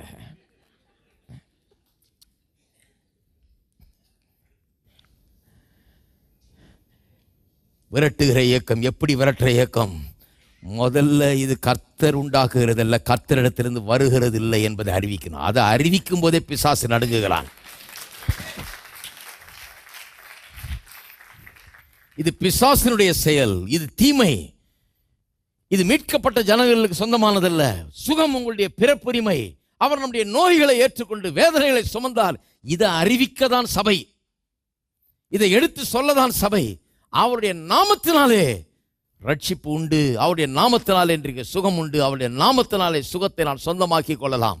இந்த நாமத்தை எடுத்துக்கொண்டு போய் சுகத்தை அறிவிக்க, சுகத்தை உண்டாக்கும்படியாக சபையை வைத்திருக்கிறார். இருக்கீங்களா? அதுதான் பண்ணிட்டு இருக்கிறோம், விரட்டிட்டு இருக்கிறோம். மனசு சேஞ்ச் ஆகிட்டு இருக்கு நிறைய பேர்கிட்ட. இதெல்லாம் சொல்லி கொடுத்தா அவங்களே விரட்டிடுவாங்க. அப்புறம் போயிட்டு விரட்டு வீட்டெல்லாம் விரட்டுற வேலை நடக்கும். கேட்டியான பிரசங்கம், விரட்டு இந்த வியாதியை, போ சொல்லு, அதை இங்கே பேசாத, உள்ள கொண்டராத, இதை அனுமதிக்காத, இதை கட்டு, அதை கட்டவில்லை, இப்படிதான் நடக்கும் பேச்சு. இருக்கீங்களா? வியாதியை மட்டும் இல்லை, தரித்திரத்தை கூட விரட்டுற இயக்கமாக சபையை கர்த்தர் வைத்திருக்கிறார். அதுக்கு மேலே சபை என்ன பண்ணுது? இப்போ தரித்திரத்தையே மேன்மையாக்கி பிரசங்கம் பண்ணுற இயக்கமாக ஆயிடுச்சு. இப்போ இதெல்லாம் பாருங்க, கான்ட்ராஸ்ட் எப்படி ஆயிருக்கு பாருங்க. தரித்திரத்தை விரட்டுன்னு சொன்னா, 5 அப்பங்களையும் 2 மீனியை வைத்து 5000 பேரை போஷித்த அந்த தேவனுடைய இயக்கமா எப்படி இருக்குது? இப்ப என்ன சொல்றாங்க? தரித்திரம் தான் மேன்மை, தரித்திரம் தான் பரிசுத்தம்ன்ற மாதிரி சொல்லுறாங்க.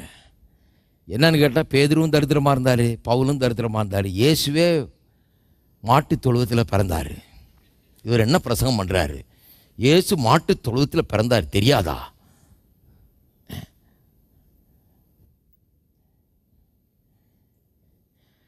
எல்லா காரணங்களும் சொல்லி அவரையும் ஏழையாக்கி எல்லாரையும் ஏழையாக்கி, ஆகவே நாமும் ஏழையாக இருக்கிறது தான் நல்லது. இதுதான் காரணம். இதை விரட்டுறதுக்கு தான் சபையை வைத்திருக்கிறாரு. அதைத்தான் விரட்டிக்கிட்டு இருக்கிறோம். இப்போ அதுக்கு தான் இந்த சபை இருக்குது. ஏனென்று சொன்னால், தரித்திரம் மேன்மையானதல்ல, அது பரலோகத்திலிருந்து வருகிறதல்ல. பரலோக தேவன் தரித்திர தேவன் அல்ல, அவர் ஐஸ்வர்யத்தின் தேவன். தம்முடைய மகிமையின் ஐஸ்வர்யத்தின்படி நம்முடைய குறைவுகள் எல்லாம் நிறைவாக்குகிற தேவன். சிங்க குட்டிகள் தாழ்ச்சி அடைந்து பட்டினி கிடக்கும், கர்த்தரை தேடுகிறவர்களுக்கோ ஒரு நன்மையும் குறைவுபடாது. ஒரு நன்மையும், ஆவிக்குரிய நன்மைகள், சரீர பிரகாரமான நன்மைகள், பொருளாதார நன்மைகள், உலக பிரகாரமான நன்மைகள், எந்த நன்மையும் குறைவுபடவே செய்யாது என்பதை சொல்லுவதற்காக, அறிவிப்பதற்காக இயக்கம் இருந்து கொண்டிருக்கிறது. சபை ஒரு இயக்கமாக இங்கே இயங்கிக் கொண்டிருக்கிறது. எத்தனை பேர் இருக்கிறீங்க?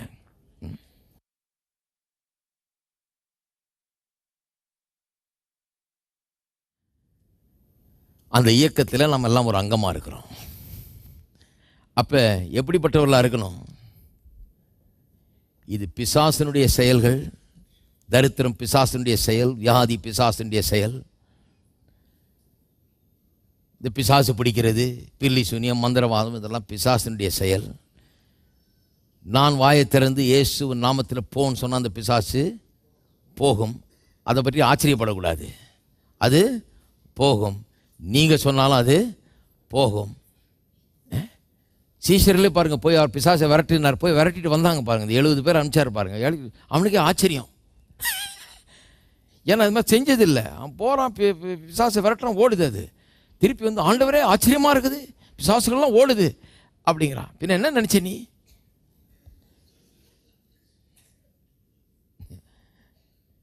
ஆனால் இப்போ கூட ஆட்கள் எப்படி சொல்கிறாங்க? பார்த்து அடிச்சிரும் பிசாசு.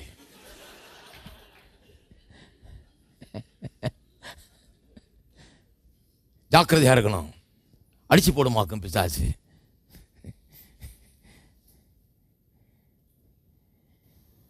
பிசாசு பாதபடியில் இருக்கிறான் என்று வேதம் சொல்லுகிறது.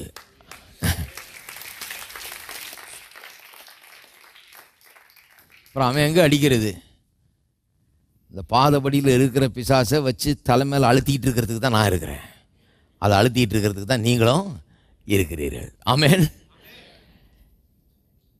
எத்தனை பேர் வியாதியை விரட்ட போகிறீங்க, தரித்திரத்தை விரட்ட போகிறீங்க, உங்களுக்கு சொந்தமானதை எடுத்துக்கொள்ள போகிறீங்க. கல்வாரி சிலுவையின் மூலமாக தேவன் பெற்று தந்தவைகளை பெற்று அனுபவிக்க போகிற என்று தீர்மானம் பண்ணுகிறவர்கள் எத்தனை பேர்?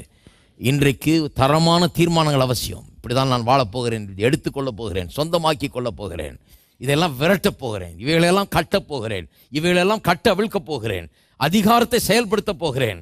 விசுவாசம் இல்லாத சந்ததியா நான் இருக்க போகிறதில்லை, விசுவாசம் உள்ளவனா இருக்க போகிறேன். விசுவாசிக்கிறவனுக்கு எல்லாம் கூடும் என்று சொல்லி இருக்கிறது. விசுவாசியா நான் இருக்க போறேன். விசுவாசின்னு எதுக்கு பேரு? இந்த பேரே நிறைய விசுவாசிகளுக்கு பொருந்தாது. விசுவாசினா நம்மளாம் விசுவாசிக்கிற சந்ததிங்க. பிசாசை விரட்டுற சந்ததி, வியாதியை குணமாக்குகிற சந்ததி, அதிகாரம் எடுக்கிற சந்ததி, நாம் சொன்னால் அது நடக்கும், நான் கட்டினா அது கட்டப்பட்டிருக்கும் என்று நம்புகிற சந்ததி. ஆமென். எல்லாரும் எழுந்து நிற்போம்.